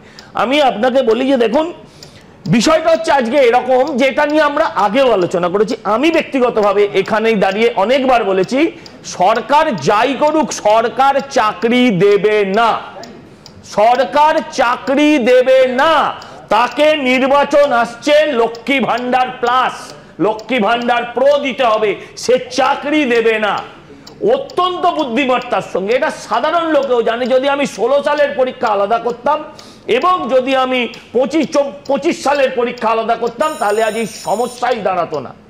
এই যে 25 সালের জন্য আমি যদি সিটও বরাদ্দ করতাম, তাহলে 16 সালের জন্য যদি সিটও বরাদ্দ করতাম, তাহলেও সমস্যা আসতো না। কিন্তু পুরো ব্যাপারটাকে এত জটিল থেকে জটিলতর, বিশ্বাস করুন আমার মাথায় তো সব ঢোকে না, আপনাদের মাথায় কি ঢুকছে না ঢুকছে আমি সেটাও বুঝতে পারি না, কিন্তু আমি এটা বুঝি যে সরকার চাকরি দেবে না। সরকার খুব প্ল্যানফুলি, আপনারা বলছিলেন না যে অদক্ষ, না, ওরা দক্ষতার সঙ্গে বিষয়টাকে ঘেঁটেছে। আপনারা বলছিলেন ওরা ভুল করছে, না, ওরা আপনাদের ভুল পথে চালিত করছে। ওদের প্রথম থেকেই প্ল্যান ছিল যে 16 ভার্সেস 25 লড়িয়ে দাও। 16 ভার্সেস 25 লড়িয়ে দিলেই ওই যে একটা কথা আছে, এলোমেলো করে দেমা লুটে পুটে খাই, এই লুটে পুটে খেতে পারবে। এই আপনি আমাকে বলুন, কোনোভাবেই এটা তো আমরা জানতাম পরীক্ষাটা আলটিমেটলি মামলায় গিয়ে দাঁড়াবে এবং রেজাল্ট পাবলিশ হলে পরেও চাকরি হবে না। কারণ যাই করুন না কেন, ফ্রেশাররা বঞ্চিত হবেই এবং হবেই। কারণ তাদেরই পথ কেড়ে নিয়ে যদি প্রাক্তনদের, মানে যারা আপনার 16 সালের পদ দেওয়া হয়, তাহলে তারা বঞ্চিত হবে। এখন এই 10 নম্বরের গেরো, 15 নম্বরের গেরো, এতেও বঞ্চিত হবে। এই যে জায়গাটা, এটা একদম প্ল্যানফুলি করা, অত্যন্ত ভাবনা চিন্তা করে করা। আমি বলছি ধরুন কিছু না পেলে, এই যারা বসে আছেন যারা 16 সালে, আর যদি তারা চাকরি পান, তারা 6 বছরের চাকরির বেনিফিট পাবেন না। এই বঞ্চনা থেকেই যাবে, এটা থেকে বেরোনোর কোনো রাস্তা, বেনিফিটের কথা বলছো, ওদের তো হাতে এখন হারিকেন ছাড়া কিচ্ছু নেই। মানে 31শে ডিসেম্বরের পরে আর অমিত বাবুরা বেতনটাও পাবেন না। না পাবেন না তো, আর তো বোধহয় মাসখানেক, এটা তো পাবেন না। এটা তো শুনুন, আপনি চাই বলুন, হাইকোর্ট যদি কিছু না বলে, খারাপ লাগতে পারে, আপনার রাগ হতে পারে, কারোর আমার প্রতি ক্ষোভ জন্মাতে পারে। বাস্তব হচ্ছে এটা, এরা কেউ চাকরি পাবেন না এবং পাবেন না এই সরকার থাকলে পরে। এই সরকার থাকলে পরে এদের চাকরি অসম্ভব। উল্টে এদের তো দিলই না, উল্টে 500 টাকা করে 5,25,000 কিষাণু যোগ করুক, ওরা টাকা পয়সা ভালোই গোনে, যে কত টাকা হলো। এই টাকা দিয়ে এরা শুধু এদের পয়সা মেটালো, উকিলদের পয়সা মেটালো। কিষাণু শুরু করেছে খুব ভালো, যে এন্ডেভারটা কি তৃণমূলের কাছে এন্ডেভার একটা গাড়ি ছাড়া কিছু না। প্রথম শুরু করলো রাজস্থান, সেখান থেকে এক লাফে এলাহাবাদ। কিন্তু পশ্চিমবঙ্গে যারা বাঙালি, বাংলা অস্মিতা এই সমস্ত কথা বলে, তারা একবারের জন্য পশ্চিমবঙ্গে যেটা অন্যায়, এটা অপরাধ, সেটা নিয়ে একটাও কথা বললো না। এটাই অত্যন্ত দুর্ভাগ্য। বলছে সাপের গালে চুমু, ব্যাঙের গালে চুমু। 26,000 চাকরি খেলো, হ্যাঁ, আবার বিএলওদের জন্য কাটছে, যাদের দিয়ে দেয়নি, শিক্ষকদের জন্য কাটছে, 84,000-এ 4 জন শিক্ষক গেছে। আমি আমার কথা শেষে আমি আপনাকে বলবো যে এরা বলছে প্রতিবন্ধী। আচ্ছা আপনি বলুন তো, আমি যদি প্রতিবন্ধী হই আমার 7 খুন মাফ হয়ে যাবে, আমার দুর্নীতি মাফ হয়ে যাবে? আমি প্রতিবন্ধী হলে আমি যদি দুর্নীতি করে থাকি আমি চাকরি কেন পাবো? এটা তো সহজ প্রশ্ন, এর জন্য কাউকে হাইকোর্ট সুপ্রিম কোর্টে যেতে লাগে না। কিন্তু পুরো ব্যাপারটাকে ঘেঁটে দেওয়ার জন্যই অত্যন্ত প্ল্যানফুলি এই কাজটা করা হয়েছে। আমার একটা লাইন, আমি একটা লাইন বলবো, এটা অনুরোধ করব সুস্থ রাজনীতির স্বার্থে। আমি একজন প্যানেলিস্ট, এখানে যারা বসে আছেন বেশিরভাগই রাজনৈতিক অরাজনৈতিক সবাই প্যানেলিস্ট। আপনারা একটা বড় সংবাদ মাধ্যম, কদিন আগে একটা মব ছবি সোশ্যাল মাধ্যমে পাওয়া গেছিল, আমাদের তিনজন পরিচিত নেতা, জনপ্রিয় নেতা, রুচিকর এবং এবিপি আনন্দ সঙ্গে সঙ্গে এবং প্রত্যেকটা প্ল্যাটফর্মেও আমরা জানিয়েছি যে এটা। আমি সেটা নিয়ে কিছু বলছি না, আমার একটাই অনুরোধ সকলের কাছে যারা প্যানেলিস্ট, যে আমার এই অবধি কোনো বক্তব্য ছিল না, পুলিশ আইন যা ব্যবস্থা নেবে সেটার উপর আমরা আস্থা রাখছিলাম, যে যার মতো প্রতিবাদ করছিলাম। এটাও নয় যে দেখুন আজকের যা অবস্থা, যে রাজনীতি আছে, আমার দলের লোকও ওখানেই ওই ছবিতেই মুখ পাল্টে তৃণমূলের অনেক পিসিমাসিকে শুইয়ে দিতে পারত, কিন্তু বিষয় হচ্ছে সেটাও ছিল সমান অপরাধ। কিন্তু আমার এই অবধি যন্ত্রণা ছিল না। আজকে আমি কয়েকটা মানে এতে সোশ্যাল মিডিয়ায় কয়েকটা পোস্ট দেখলাম যে তাদেরকে পরিষ্কারভাবে অফিসিয়াল যারা এই জায়গাটার দায়িত্বে যারা আছেন তারা জানালেন যে তোমাদের সহায়তা দেওয়া হবে। তারাও প্যানেলিস্ট, একজন এসসি মহিলা আছেন, একজন পার্টি করতে পারে, কিন্তু আমাদের প্রত্যেকের ঘর সংসার আছে দাদা। এই যারা নোংরা রাজনীতি একজন মহিলার প্রতি, এই ধরনের ঘটনার শিকার কোথাও আমিও, আমাদের পরিবারের উপর কি পড়ে আমি আবারও প্রতিবাদ করছি যে সব প্যানেলিস্ট এখানে রাজনীতির ঊর্ধ্বে উঠে দেখুন, আবারও বললাম এটা তো যে কেউ বিজেপির লোকও করে নিতে পারে, কিন্তু প্রতিবাদটা দলের ভেতর থেকে যে আইনি সহায়তা দেওয়া হবে এটা ধিক্কার জানানো উচিত। কিষাণ, দেখো প্রথম কথা হচ্ছে যেহেতু লাস্টের বক্তব্যগুলো ঘুরিয়ে দিলাম, হ্যাঁ ঘুরিয়ে দিল, তো এখন বিষয়টা হচ্ছে যে নিশ্চয়ই মফ ছবি, ফেক ভিডিও, বাংলাদেশের ভিডিও ভারতের বলে চালানো, বাংলাদেশের এসিজেড এর বলছে ভারত থেকে বা পশ্চিমবাংলা থেকে পালিয়ে যাচ্ছে, এটা যারা একটা মানে নিজেদের ইকোসিস্টেম এবং নিজেদের একটা মহিলার কথা বলো না, মহিলার একাধিক বাংলার চ্যানেল, বাঙালির চ্যানেল, মহিলার কথা বলো, একজন শিডিউল কাস্ট। এটা নিয়ে কোনো বিতর্কের অবকাশ নেই। যে আমি প্রতিদিন এই অনুষ্ঠানে যখনই এই ধরনের বিতর্ক হয় দলমত নির্বিশেষে বলতে হবে যেই করুক সেটা কুৎসিত এবং প্রশাসনের উচিত কড়া ব্যবস্থা নেওয়া। কথা বলা হচ্ছে তিনি এই পোস্ট করেছিলেন আমার নেত্রীকে নিয়ে, সেই পোস্টটা যে মিথ্যে ছিল সেটা অন্য একটি সংবাদ মাধ্যম, আমি শুধু নামটা মিথ্যে পোস্ট আর জিনিস, বিছানায় শুইয়ে দেওয়াটা আরেক জিনিস। আলোচনা করতে আমাদের বিধায়ক সায়ন্তিকাকে নিয়ে কি খুব খারাপ আমি বলছি ঘৃণ্য জিনিস, খারাপ জিনিস। আমি বলছি কে এটা কি হবে জানেন, আমি একদম আমি যেটা হবে এক সেকেন্ড অমিত বাবু বলছি, হ্যাঁ সময় দাও, অনেক প্যান্ডোরাস বক্স ইয়ে দিলে মুরগি আগে করতে গেলে এটা হবে যে সবাই এটা করতে পারে এবং পুলিশ এটা হাত জোর করে বসে থাকবে, এইটা হবে বটম লাইন। সবাই মিলে কেন নিন্দা করতে পারছি না? আরে তোমার ওগুলোকেও নিন্দা করছি তো। একজনকে আমরা বিভিন্ন চ্যানেলে দেখি, এই চ্যানেলেও এখন এসছেন উনি একজন উকিল, ঠিক আছে, কিন্তু তার রাজনৈতিক পরিচয় আছে, তিনি একটি দলের অ্যাক্টিভ একজন মেম্বার, তো তার রাজনীতি আগে না তার উকিলের কাজ আগে আমরা জানি না, কিন্তু এজেন্ডা আছে। আমি যেটা বললাম এখানে বসে একাধিক তৃণমূলী আইনজীবীদের কথা বলতে পারি যারা উল্টো দিকে মামলা লড়েন পেশাগত কারণে। আমি যাদের বিবৃতি দেখলাম তাদের এই ছবিও আমরা দেখেছি। এখন এই ছবিটা ফেক হলে আমার জানা নেই, কিন্তু এই ছবিও তাদের দেখেছি, তাদের বিবৃতি দেখছি, কেউ টেন্টেড কেউ আনটেন্টেড দলমত নির্বিশেষে একটা নোংরা ফেক ভিডিও। আমি বলছি তৃণমূল, বিজেপি, লেফট সবাই মিলে, কংগ্রেস সবাই মিলে নিন্দা করতে পারবো না? এখানে প্রশাসন একটা ন্যূনতম কাজটা কেন করতে পারবে? আমি আপনাকে পরিষ্কার করে বলছি, তৃণমূল কংগ্রেস এবং বিজেপি কার্যত বলা যায় যে এই সোশ্যাল মিডিয়া দখলের নাম করে কুৎসিত ভিডিও, মিথ্যে ভিডিও এবং দুটো দলই যুক্ত, তৃণমূল কংগ্রেস, বিজেপি এবং কি সিপিআইএম দলেরও কিছু কিছু আমার চোখে ধরা পড়ে। আমি বলছি এটা সম্পর্কে আমি পলিটিক্যালি প্রফেশনাল লোক রাখি, যেগুলো কাজ হলো সারাদিন ধরে মিথ্যে ভিডিও ছড়াও, মিথ্যে। আমি বিষয়টা তুতু ম্যামেতে আমি যাব না, একদম পরিষ্কার। সেটা হচ্ছে খুব পরিষ্কার, সেটা হচ্ছে খুব দুঃখের ব্যাপার যে দেখুন আজকে নভেম্বরে বসে সামনে ভোট, এবার কল্পনা করুন এই জিনিস কোন পর্যায়ে যেতে পারে। একবার ভাবুন, শুধুমাত্র ও আগে এটা চলবে, দিনের পর দিন চলবে। আমি এই পর্যায়ে এখানে দাঁড়িয়ে টানলাম, আমি আবার বিষয় ফেললাম এবং পলিটিক্যাল রিয়াকশন নেব আজকের যে সুপ্রিম কোর্টের অবজারভেশন তা নিয়ে। প্রথম থেকেই গা ছাড়া মনোভাব, দুর্নীতিতে মদদ দেওয়া, ধীরে ঢালা মানসিকতা, দায়িত্ব জ্ঞানহীনতা, অযোগ্যদের পাশে থাকা, তাদের স্বার্থ সিদ্ধি করা, নিয়োগ দুর্নীতি সামনে আসার পর থেকে এই রকম নানা অভিযোগ উঠেছে এসএসসির বিরুদ্ধে। এবার ফের তারা সুপ্রিম কোর্টের প্রশ্নের মুখে।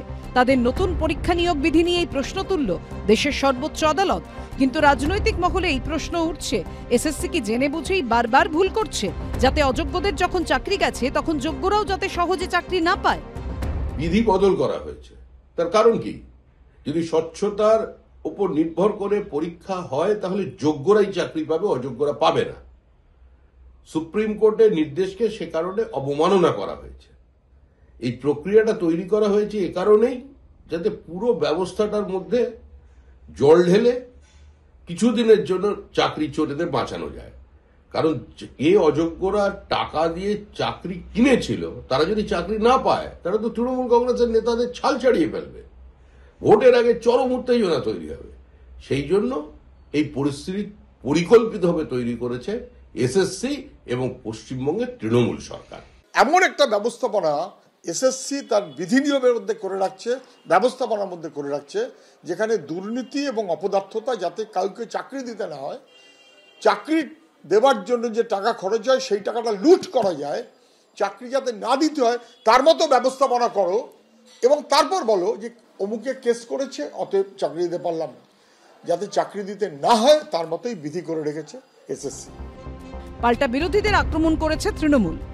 পশ্চিমবঙ্গের এই নিয়োগ নিয়ে হাইকোর্ট বলুন, অন্য জায়গায় বলুন, মামলার পর মামলা চলছে, মামলার পর মামলা চলছে এবং একটা জায়গায় সুপ্রিম কোর্ট মনে করছে আমরাই চালাবো শিক্ষা ব্যবস্থা, একটা জায়গায় হাইকোর্ট মনে করছে আমরাই চালাবো শিক্ষা ব্যবস্থা। তো চালাক তাহলে।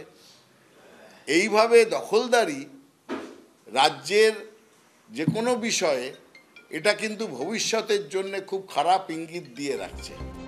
ডিসেম্বর পর্যন্ত বেতন পাবেন চাকরিহারা যোগ্য শিক্ষকরা। তার আগেই নিয়োগ প্রক্রিয়া মিটিয়ে দেওয়ার কথা ছিল এসএসসির, কিন্তু এবার যা হলো এরপর জল কতদূর গড়ায় ফের সেই প্রশ্ন। আশাবুল হোসেন, উজ্জ্বল মুখোপাধ্যায় ও শিবাশিস মৌলিকের রিপোর্ট, এবিপি আনন্দ। দেখুন, এসএসসির আইনজীবীদের উদ্দেশ্যে সুপ্রিম কোর্টের মাননীয় বিচারপতি সঞ্জয় কুমার আজকে বলেন, আমি বললাম সবকটা রায় নিয়ে বসেছি, যে সুপ্রিম কোর্টের রায়ের উদ্দেশ্য ছিল যারা চিহ্নিত দাগী নন তাদের জন্য নতুন নিয়োগ প্রক্রিয়া সংগঠিত করা। আদালতের রায়ে তাদের চাকরি বাতিল হয়েছে, তারা আবার সুযোগ পাবেন, কিন্তু তার মানে এই নয় যে নতুন বিধি প্রযোজ্য হবে। দেখুন, এটাই এতদিন ধরে যোগ্য চাকরিহারা তো বলেছেন, প্রথম থেকেই তারা বলেছেন যে ফ্রেশ ক্যান্ডিডেটদের সঙ্গে তারা কি করে একই সঙ্গে বসে একই পরীক্ষায় অংশ নেবেন। আবার ফ্রেশ ক্যান্ডিডেটরা তারা রাস্তায়ও নেমেছেন, আন্দোলন করছেন, তারা মনে করেছেন যে তাদের সঙ্গেও চূড়ান্ত বঞ্চনা করা হয়েছে। আজ সুপ্রিম কোর্টের পর্যবেক্ষণে এসএসসির 9, 10 আর 11, 12 নতুন করে পরীক্ষার যে বৈধতা সেটা নিয়েই তো প্রশ্ন উঠে গেল। পরীক্ষার্থীদের পাশ ফেলের বিচার যারা করেন, বারবার সেই এসএসসি, আবার বলছি, ডাহা ফেল করছে। এই সংস্থার আদৌ কোনো দুর্নীতিমুক্ত পরীক্ষা নেওয়ার যোগ্যতা আছে কি না সেই প্রশ্ন উঠছে। তার থেকেও বড় প্রশ্ন যে আদৌ সদিচ্ছা আছে কি। সুমনদা, দিল্লি বিস্ফোরণের সাম্প্রতিক যে ঘটনা ঘটেছে তারপর একটা কথা খুব জনপ্রিয় হয়েছিল, সন্ত্রাসের এবং ক্রিমিনালদের হোয়াইট কলার মডিউল।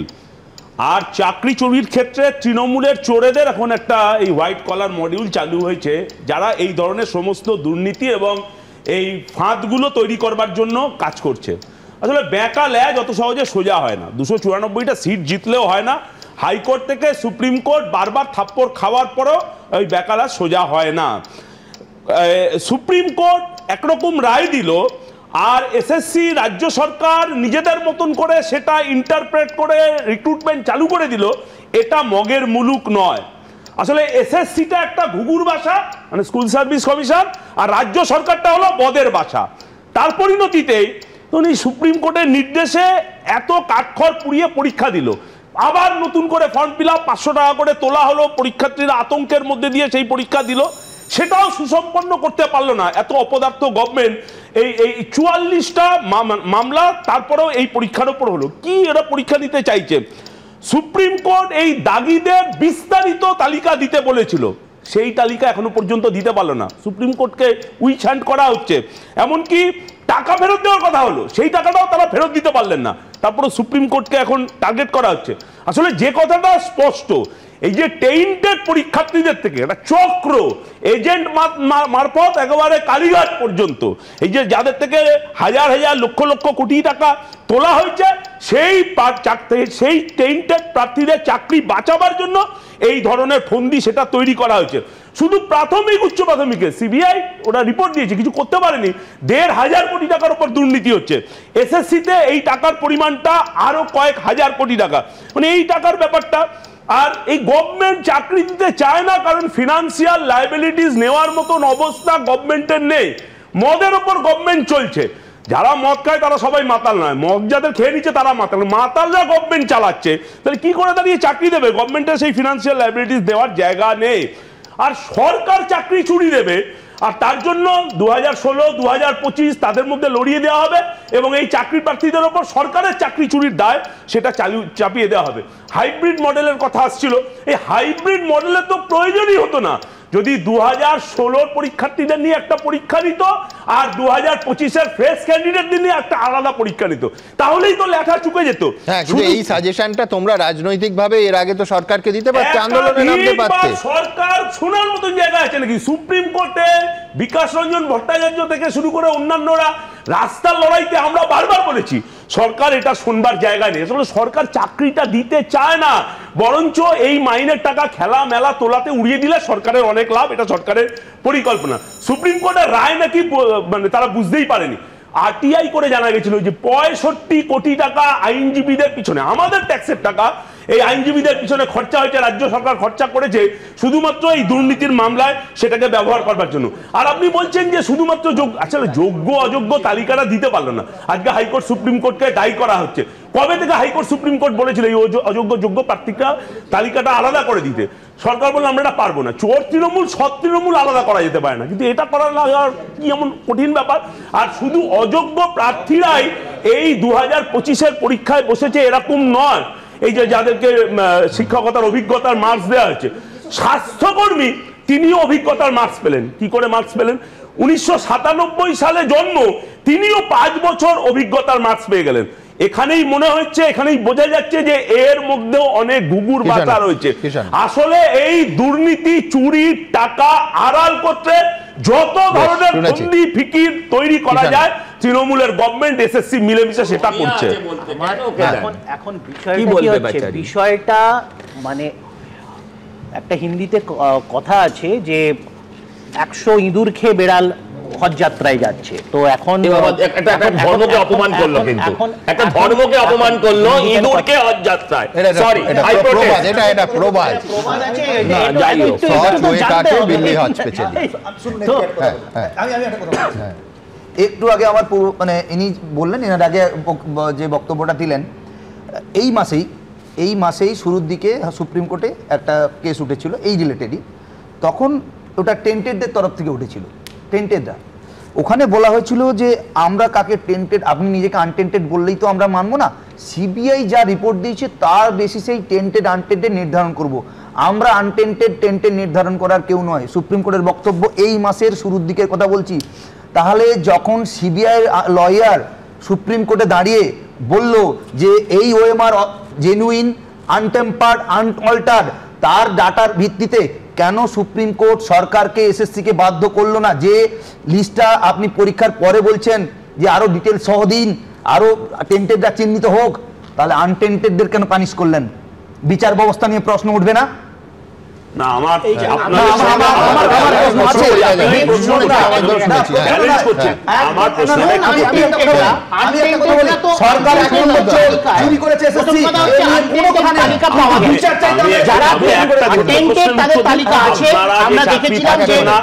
ওয়েবসাইটে আপলোড করার জন্য কত হিড়িক পড়েছিল সেইটা দেখার জন্য, তো সেটা সকলেই আছে, তাই জন্য ওরা বলতে পারছে যে এটা সম্পূর্ণ তালিকা নয়।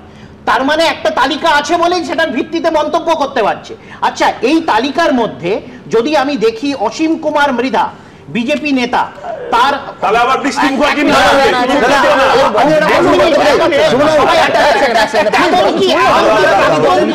অভিজিৎ গাঙ্গুলি যিনি নির্বাচনী এজেন্ট ছিলেন তার সেই তালিকায় আছে, তারা জেনে নিক না কাকে টাকা দিয়েছেন, কে দিয়েছেন, কত দিয়েছেন, এটা বিজেপি কেন প্রকাশ করছে? তারা এখানে আছে, তো তারা বলুক কাকে টাকা দিয়েছে, সেই তালিকা কেন প্রকাশ করছে না? বলি বৃষ্টি মুখার্জি কাকে টাকা দিয়েছে, সেটা 75-25 এর রেশিওতে দিয়েছে না পুরো দিয়েছে, এই প্রশ্নটা আমি করলাম না। আপনার কাছে আমার যেটা জানার, আপনারা যে যন্ত্রণার মধ্যে আছে তা নিয়ে আমাদের কোনো বিরোধ নেই এবং আপনাদের এই যন্ত্রণাটা স্বাভাবিক এবং এই এসএসসি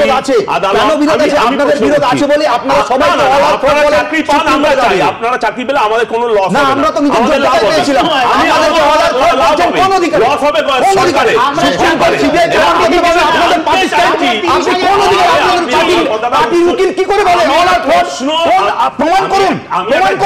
বেঁচে থাকার মর্যাদা নিয়ে বেঁচে থাকার অধিকারটা কেড়ে নিয়েছেন আপনারা। জানতে চাইছি না আপনাদের পার্টি কেড়ে, আপনারা আপনাদের রাজনীতি, সমস্ত রাজনৈতিক দলগুলো নিজেদের রাজনৈতিক ফায়দা নেওয়ার জন্য যোগ্য শিক্ষকদেরকে বলি দেওয়ার ব্যবস্থা করেছেন আপনারা। দলিতের জন্য মাত্র ব্যবস্থা করছেন, এই যন্ত্রণা আপনারা বুঝবেন না। এটাই সাধারণ, আমি বুঝি না বুঝবেন না। আপনি না বললেও আপনাদের আমার এইটাই জানার প্রশ্ন যে আপনি এটা যুক্তির প্রশ্নের কথাটা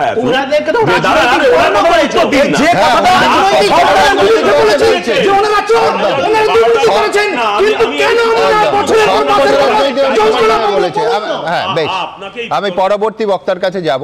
যে দেখুন 29শে মে আমি বলছি অমিতবাবুর এই আবেগ এবং এই ভাবুন তো এই মানুষগুলো কোথায় কোন খাদের ধারে এসে দাঁড়িয়েছেন আজকে। প্রতিদিন নতুন নতুন বিষয় হচ্ছে এবং ক্রমশ আরো আরো আরো হতাশার অন্ধকারে তারা চলে যাচ্ছে। না আমি বলছি যে জন্য মানে একটা উদাহরণ দিই, বুঝতে পারবেন। একটা উদাহরণ দিই যন্ত্রণা কোন জায়গায় পৌঁছেছে। কাল গত এই পরশুদিন আমরা যারা এই প্যানেলে আসতে পারেনি, কাট অফ ক্লিয়ার করতে পারেনি, কোচবিহার থেকে একজন স্যার এসেছিলেন। উনি কেমিস্ট্রির পিজি সেকশনের টিচার, 11-12 টিচার। উনি আমার কাছে এসে বলছেন, দাদা আমি 2 নম্বরের জন্য কাট অফ ক্লিয়ার করতে পারিনি। গতবার আমি কেমিস্ট্রির পিজির টিচার ছিলাম, 9-10 আমার পরীক্ষা খারাপ হয়েছে। পরীক্ষার আগে আমি আমার বাবাকে হারিয়েছি, আমার একমাত্র সন্তান হারিয়েছে। বলুন তো কোন যন্ত্রণা নিয়ে সেই লোকগুলো পরীক্ষা দেবে? কোন যন্ত্রণা নিয়ে? কত ম্যাডামের বাচ্চা নষ্ট হয়ে গেছে, পাগল হওয়ার মতো উপক্রম হয়ে গেছে সবাই। এখানে আপনারা রাজনীতি চমকাচ্ছেন।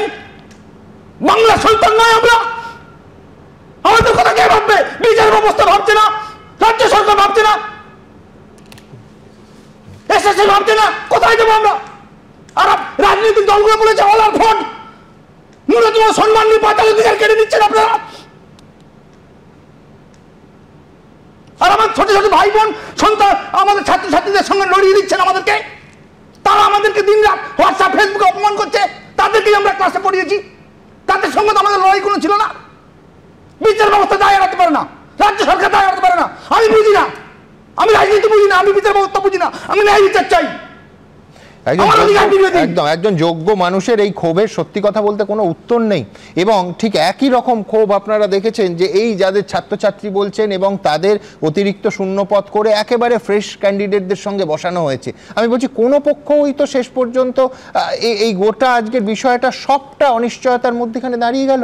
দেখুন 29শে মে রাজ্যের সরকারি স্কুলগুলোতে এই 9, 10 এবং 11-12 সহকারী শিক্ষক নিয়োগের জন্য বিজ্ঞপ্তি প্রকাশ করেছিল স্কুল সার্ভিস কমিশন। এর ঠিক 2 দিন আগে অর্থাৎ 27শে মে সাংবাদিক সম্মেলন করে মাননীয় মুখ্যমন্ত্রী তিনি ঘোষণাও করে দিয়েছেন। আমি একবার দেখে নেব। Advertisement may be made for the 24,203 such post. তাছাড়াও আরো অ্যাডিশনাল আমরা কিছু ভ্যাকেন্সিস ক্রিয়েট করেছি। মুখ্যমন্ত্রী বলেছিলেন যে 24,203 শূন্য পদের জন্য বিজ্ঞপ্তি জারি হবে। এছাড়াও আমরা কিছু অতিরিক্ত শূন্য পদ তৈরি করেছি। এই প্রেক্ষাপটে আজকে সুপ্রিম কোর্টের এসএসসি সংক্রান্ত যাবতীয় মামলা কলকাতা হাইকোর্টে ফেরত দিয়ে আজকে মাননীয় বিচারপতিরা বলছেন যে আমরা আমাদের রায় বলেছিলাম যে নতুন করে নিয়োগ প্রক্রিয়া সংগঠিত করতে হবে। আমরা আপনাদের একবারও বলিনি যে নতুন শূন্য পদ তৈরি করে প্রার্থীদের নিয়ে আসুন, ওটা আপনারা করেছেন। আপনারা নতুন বিধি নিয়ে এসেছেন, আপনারাই নতুন শূন্যপদ তৈরি করেছেন। আমার পরের বক্তার কাছে আমার প্রশ্ন থাকবে, দেবনারায়ণ দা, এই যে টোটাল কনফিউশনটা, এই আমি বলছি যে অমিত বাবুদের এবং তার ছাত্রছাত্রীদের এই উষ্মা, এই রাগ, এই ক্রোধ, এই অসহায়তার কোনো জবাব নেই। এই জন্য যে এই প্রশ্ন তো উঠবে যে রাজ্য সরকারের আইনি উপদেষ্টারা সুপ্রিম কোর্টের রায়ের কি অর্থ বোঝেননি। আজকে মাননীয় বিচারপতিরা যেটা একেবারে আবার ক্লারিফাই করে দিচ্ছেন, আর তাদের জন্য আমাদের করের টাকায় 5 বছরে 65,47,00,000 টাকা খরচ হয়, এই প্রশ্ন তো উঠবে। রবীন্দ্রনাথ নৈবেদ্য কবিতা এক জায়গায় লিখেছে, তুলেছে কুটিল ফোনা চোখের নিমেষে, গুপ্ত বিষদন্ত তার ধরি তীব্র বিষে। রবীন্দ্রনাথ প্রতীক্ষা কবিতার এক জায়গায় লিখছে, কুৎসার বিস্তারি দেয় পঙ্কে ক্লিন্ন গ্লানি, কলহেরে সৌর্য বলে জানে।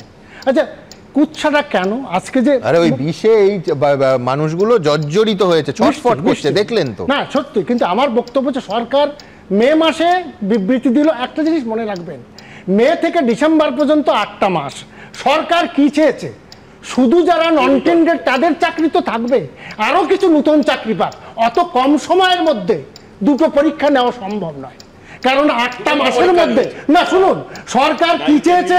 এদের চাকরি হচ্ছে, এরা জানেন 15,403 হচ্ছে নন টেন্ডার, কিন্তু সরকারের ঘোষণা হচ্ছে 35,726, অর্থাৎ 20,000 স্টুডিওতে না বলে সরকার সুপ্রিম কোর্টে জানানো না কেন? সরকার কি না, একটা কথা বলুন, সরকার কি চেয়েছে? শুধু নন টেন্ডার চাকরি শুধু নয়, আরো অনেকে বাইরের লোক, এত কম সময়ের ইলেকশন এসে যাচ্ছে। আমি আমার একমততে অসুবিধা নেই, কিন্তু সরকার কেন দেবনারায়ণ দা এইটা চাইলো না যে টেন্টেডের নামটা যেভাবে সুপ্রিম কোর্ট বা কলকাতা হাইকোর্ট চাইছে আমি পাবলিশ করে দিই? এইটুকু করতে কি অসুবিধা ছিল? না না, কিন্তু তারপরে দিয়েছে এগুলো দেওয়ার পরেও সুপ্রিম কোর্ট হাইকোর্ট আবার চাইছে। সমালোচনা করুন। এখন যেটা বক্তব্য, যে বক্তব্যটা আমার এটা পরিষ্কার, সরকার এটা কেন দিল? একসঙ্গে নন টেন্টেটির সঙ্গে ফ্রেশারদের আনলো। সরকার চেয়েছে 8 মাসের মধ্যে যদি একটা পরীক্ষাই হয় তাহলে ফ্রেশারদের নেওয়া যাবে না। এই কম সময়ের মধ্যে আরো অতিরিক্ত 20,000 চাকরি যাতে হয়, সেই চেষ্টাটা, সেই সদিচ্ছাটা করলো। আচ্ছা, আর একটা জিনিস আপনারা মনে করবেন, সেটা না, এই জন্যই তো সরকার চাইলো। সমালোচনা করতে পারেন, করুন না, সমালোচনা করুন, কিন্তু যে কথাটা ওই ছেলেটি বলছে, তো ওদের ভিতরটা ফুটে যাচ্ছে। আমরা তো অন্যায়, আমি তো বারবারই বলেছি, একটা অসৎ উপায় অবলম্বন হয়েছে বাক্যমির রিপোর্ট থেকে, প্রথমে হলো চুরি, এখানে বারবার চুরি, কিন্তু আমরা চাই এই নন টেন্ডার চাকরি পাক, এর সঙ্গে যারা ফ্রেশার তারাও কিছু চাকরি পাক। এই চাকরিটা যেন বন্ধ না হয়, এইটাকে যেন আপনারা প্রত্যেকে মনে করছেন এটা বন্ধ করে ওটা বন্ধ করে দেবো, এদের চাকরি হবে না, এই জিনিসটা যেন আমরা না করি। কারণ এর পরে জানুয়ারি ফেব্রুয়ারিতে ইলেকশন ডিক্লেয়ার হয়নি, এই ছেলেরা, এই যারা নন টেন্ডার, এরা কিন্তু পথে মারবে।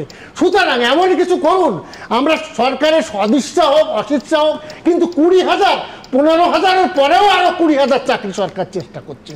এই চাকরিটা যাতে হয়, আরো 20,000 ফ্রেশারের চাকরি হয়, এই চেষ্টাটা করুন। কিন্তু আর একটা কথা বলে নিই, আর একটা বলে ফাইন্যান্সিয়াল লায়াবিলিটি সরকারের নেই। আমি এটা মিথ্যা বলছি, কেন জানেন? আমার কাছে বাজেটের তথ্য আছে, বাজেটের তথ্যে দেখা যাচ্ছে, জানেন কথাটা বলে নিই, বাজেটের তথ্য এবছর বেতন বাবদ 24-25-এ 66,000 কোটি টাকা, আর 25-26-এ 73,000 কোটি টাকা, 7,000 কোটি টাকা অতিরিক্ত বাজেট বরাদ্দ করেছে। সুতরাং এত বেশি বরাদ্দ আগে কোনোদিন করেনি।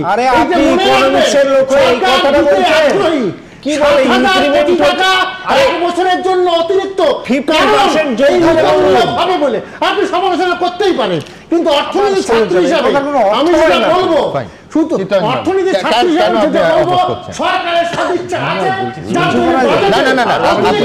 আপনি যে বললেন যে ওনার মূল যুক্তিটা কি, সেটা হচ্ছে এত অল্প সময়ের মধ্যে একই সঙ্গে আলাদা করে ফ্রেশার্স এবং এই 16 যারা চাকরিহারা একসঙ্গে আলাদা পরীক্ষা নেওয়া সম্ভব ছিল না, তখন আপনি সরবে প্রতিবাদ করছেন। এবার বলছি শুনুন, আমার ইন্টেনশনটা কি সেটা বুঝতে হবে, হোয়াট আই ওয়ান্ট। আমি বারবার একটা কথা বলেছি, সরকার যদি মনে করে সব সমস্যার সমাধান আছে।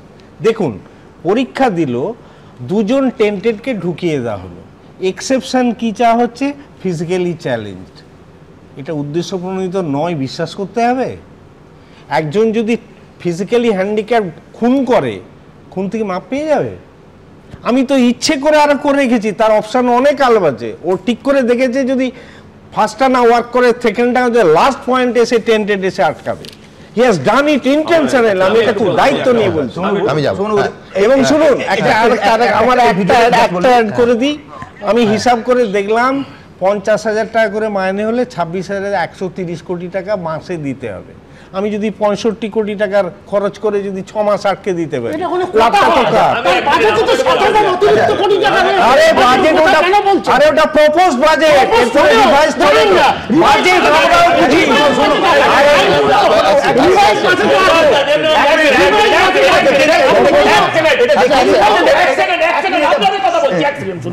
আমি বলছি এই যে অল্প সময়ের মধ্যে 2টো পরীক্ষা নেওয়া সম্ভব ছিল না, দরকার নেই। যে পরীক্ষা হয়েছে এখন 2 বছরকে ওয়াইবার গুলো আলাদা করে আলাদা হবে রেজাল্ট পাবলিশ করুন, তাহলে যাবে। আমরা চাই আলাদা করে দিন, আমরা চাই আলাদা করে দিন। আমরা আমার ভাই এই সমস্যার মধ্যে শুরুর দিন থেকে চেয়ে এসেছি যে আমরা আমি বলছি যে প্রথম কথা হচ্ছে বাজেট বেড়েছে। কোন খাতে বাজেট বেড়েছে সেটা বলিনি, বেতন খাতে। আপনি একজন অধ্যাপক, আমি দেখতে চাই আপনার একটা ইসিজি করে আপনার ভেতরে হৃদয় আছে কিনা। একজন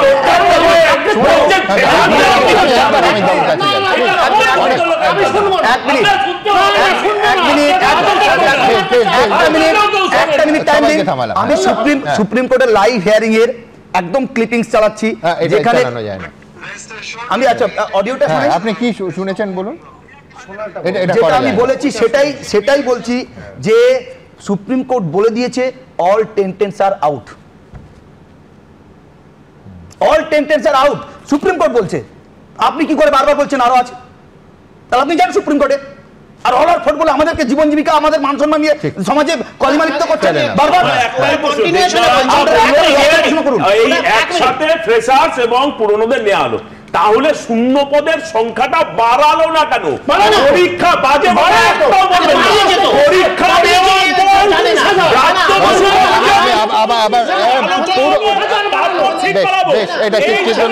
আমি বিশ্বনাথ চক্রবর্তীর কাছে যাব, আমি যাব, কিন্তু তার আগে একদম প্লিজ হলো। দেখুন, প্রায় 5 লক্ষ ছেলে মেয়ে ইতিমধ্যে পরীক্ষা দিয়েছিল, এখনো group C group D pending, form fill up চলছে, তার মধ্যে এই অবস্থা। আমি বলছি 26,000-এর চাকরি যাওয়ার পরে জটিলতা ক্রমশ বাড়ছে।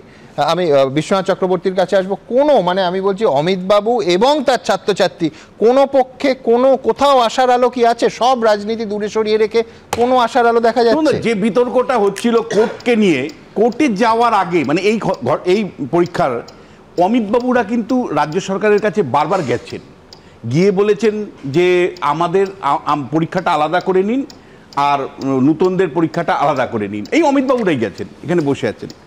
অমিতবাবুরা যখন রাজ্য সরকারের কাছে গিয়ে আর্জি জানিয়েছেন যে আমাদের পরীক্ষাটা একটু আলাদা করে নিন, 16 পরীক্ষা যারা সেই সময় প্যানেলে ছিল, মানে যারা অ্যাপ্লাই করেছিল বা যারা যোগ্য ছিল তাদেরকে নিয়ে আলাদা করে পরীক্ষা নিন আর নূতনদের আলাদা করে নিন, একসাথে বসাবেন না। রাজ্য সরকার একবার ভেবেছিল সেই কথা? কেন রাজ্য সরকার ভাবেনি আপনি আমায় বলুন তো? কেন অমিতবাবুদের কথাটা সেদিন ভাবেনি? সেদিন যদি রাজ্য সরকার ভাবতো অমিতবাবুদের কথা মতন 2টো পরীক্ষা আলাদা নিত, তাহলে আজকে কোর্টে যেতে হতো বা কোর্টের প্রশ্ন আসতো, তাহলে আজকে অমিতবাবুদের অনিশ্চিত ভবিষ্যতের মধ্যে পড়তে হতো। একবারও রাজ্য সরকার ভেবেছে?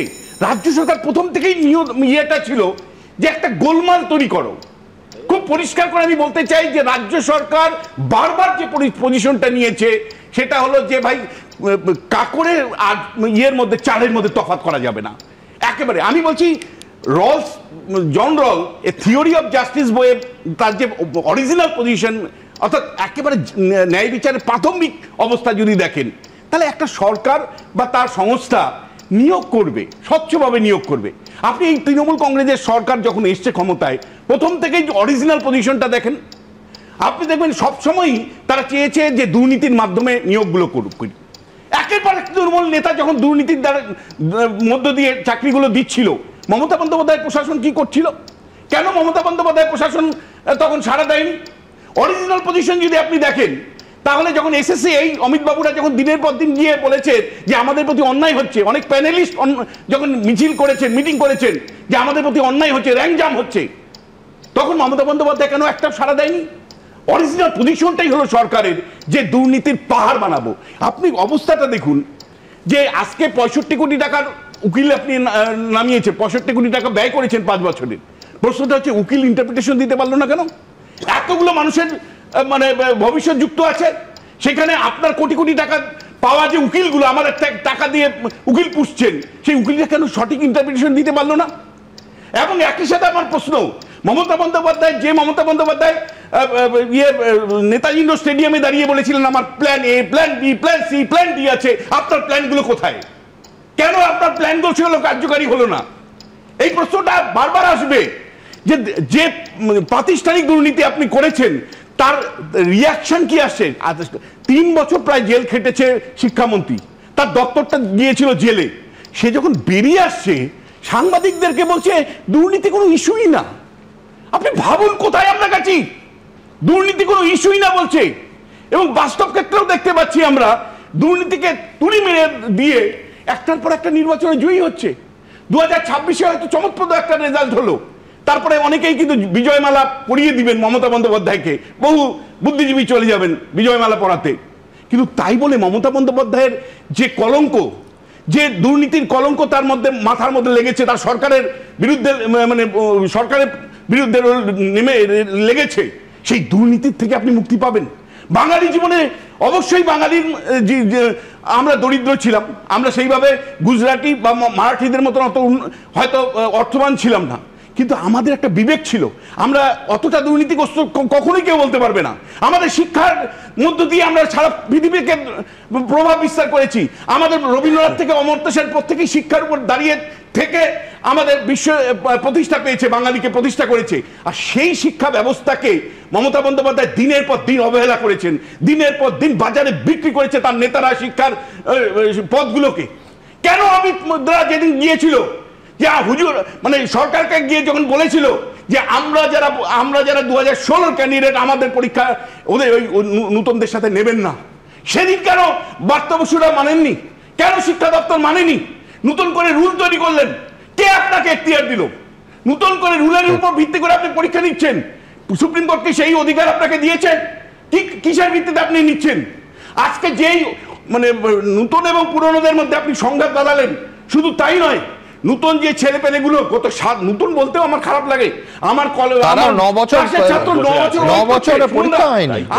আমার রবীন্দ্রনাথ বিশ্ববিদ্যালয়ের 9 বছর ছাত্র ওয়েট করে আজকে যখন পরীক্ষায় বসছে বলছে স্যার 60-এর মধ্যে 60 পেয়েছি, তারপরেও আমাকে ডাকা হয়নি। লিখিত পরীক্ষায় আর কত পেতে পারি? 60 আমার পূর্ণ মার্কসই আমি পেয়েছি। তারপরে পূর্ণ মার্কস না পাওয়া একটি ছাত্র, তার মধ্যে কি ধরনের হতাশা তৈরি হতে পারে আপনি ভাবতে পারেন? কি ধরনের হতাশা তৈরি হতে পারে? এর থেকে আর কি বেশি নাম্বার পাবো স্যার, তারপরেও ডাকে না, আমি ডাক পাইনি। তার মানে রাজ্য সরকারের যে ভাবনা চিন্তা, তার মধ্যে এত দৈন্যতা যে কেন কি সেদিন যদি অমিতদের বক্তব্যটা তারা মেনে নিত, 2016 পরীক্ষাটা আলাদা করে নিত আর নতুনদের জন্য আলাদা করে পরীক্ষা নিত, তাহলে আমি বলতে পারি যে আজকে অমিতরাও চাকরি পেত, আমার নতুনরাও চাকরি পেত। কিষাণ, এখন যে এটা যে এত বিশ্বনাথ দা অনেক আবেগতাড়িত হয়ে অনেক কিছু বলছিলেন, এখন শুনেনি, বিষয়টা হচ্ছে যে যদি সুপ্রিম কোর্ট মনে করে থাকে যে আনটেন্টেড এবং টেন্টেড আলাদা, এবং আনটেন্টেডরা যদি বেরিয়ে গিয়ে থাকে তাহলে তারা চাকরি কেন ওই তাদের বর্তমান যোগ্যতার ভিত্তিতে তাদের চাকরি কেন ফেরত দেওয়া হবে না? চাকরি নিলেন কেন, তাহলে তাদেরকে বাতিল করলেন কেন? এটাও তো মানুষের প্রশ্ন। আরেকটু পিছিয়ে, আমার কোনো অসুবিধা নেই, আরেকটু পিছিয়ে যাও যে টাকাটা নিলেন কেন, চুরিটা করলেন কেন? আমি বলছি রুটে চলে যাও, কেন ওই মার্কশিটে শূন্যটা 53 হলো কেন? অসুবিধা নেই, কিন্তু শূন্যটা 53 হলো কেন? বিহারে একাধিক জায়গাতে, তামিলনাড়ুতে, মানে আমি বলছি প্রশ্নটাকে শানু আরো গভীরে যাওয়া উচিত। গোড়ায় গলতটা থাকলো কেন, চুরিটা হলো কেন? এক সেকেন্ড, প্রত্যেকের কাছে যাবো। আজকে এনইটিতে টাকা দেওয়া হয়েছে, নেওয়া হয়েছে, ধরা পড়েছে, তারপরেও সেখানে বলা হলো যে আমরা বাতিল করব না পরীক্ষা। তো আজকে এখানে যখন আপনি জানেন যে এত সংখ্যক অরিজিনাল ওয়েবসাইট তো রাখা হয়নি, প্রশ্ন তো সেখানেও। বলবো আমার বক্তব্য হচ্ছে ও যেটা বললো না যে যখন টেন্টেড নন টেন্টেড আলাদা করে দেওয়া হয়েছে, তাহলে কেন যারা দাগি নয় তাদের চাকরিটা ফেরত দিয়ে দিলেই হতো। এখানেই প্রশ্ন উঠে যায় 16 সালে যারা পরীক্ষা দিয়েছিল অথচ এই টেন্টেডদের জন্য যারা বঞ্চিত হলো তারা কিন্তু বঞ্চিতই থাকলো। তাই 16 সালের পরীক্ষার্থীদের আলাদা করে পরীক্ষা নিলে এই সমস্যাটা থাকতো না।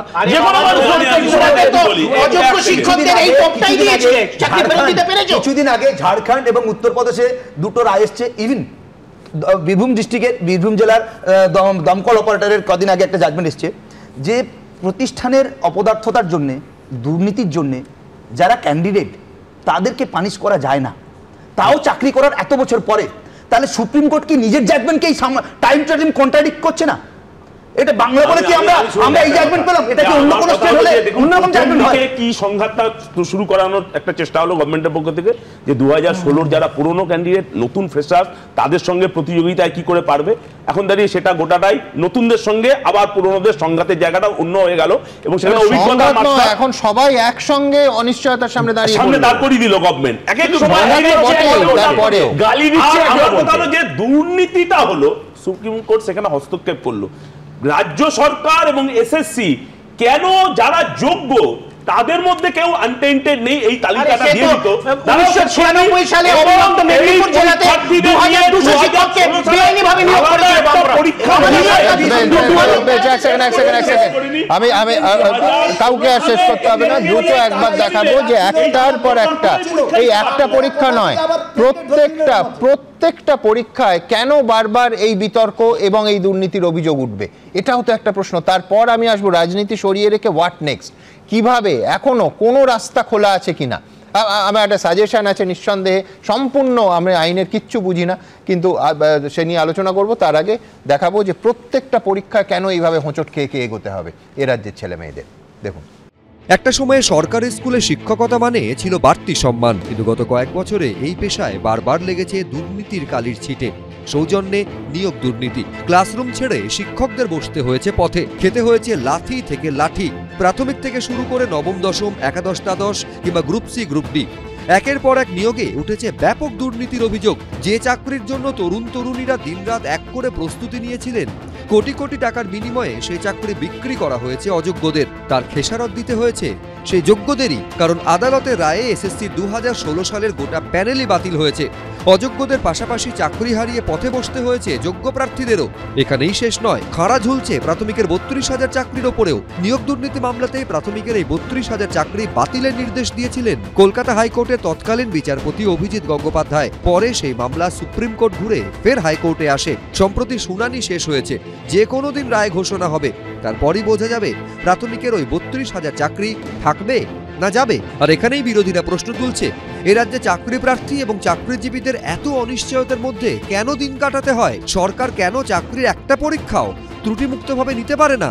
পুরো সরকারের ব্যর্থতা, কারণ কমিশনকে সরকার গাইড করে যাচ্ছে, সরকারের নির্দেশেই কমিশন ডাইনে যাচ্ছে, বায়ে যাচ্ছে, সোজা যাচ্ছে, পেছনে যাচ্ছে। যা দুর্নীতি হয়েছে সেই দুর্নীতির দায় কোনোভাবেই শুধুমাত্র কমিশনের ওপর চাপে না, সরকারকেও এই দায় নিতে হবে। অর্থাৎ ভ্রষ্ট শুধু কমিশন নয়, ভ্রষ্ট সরকার।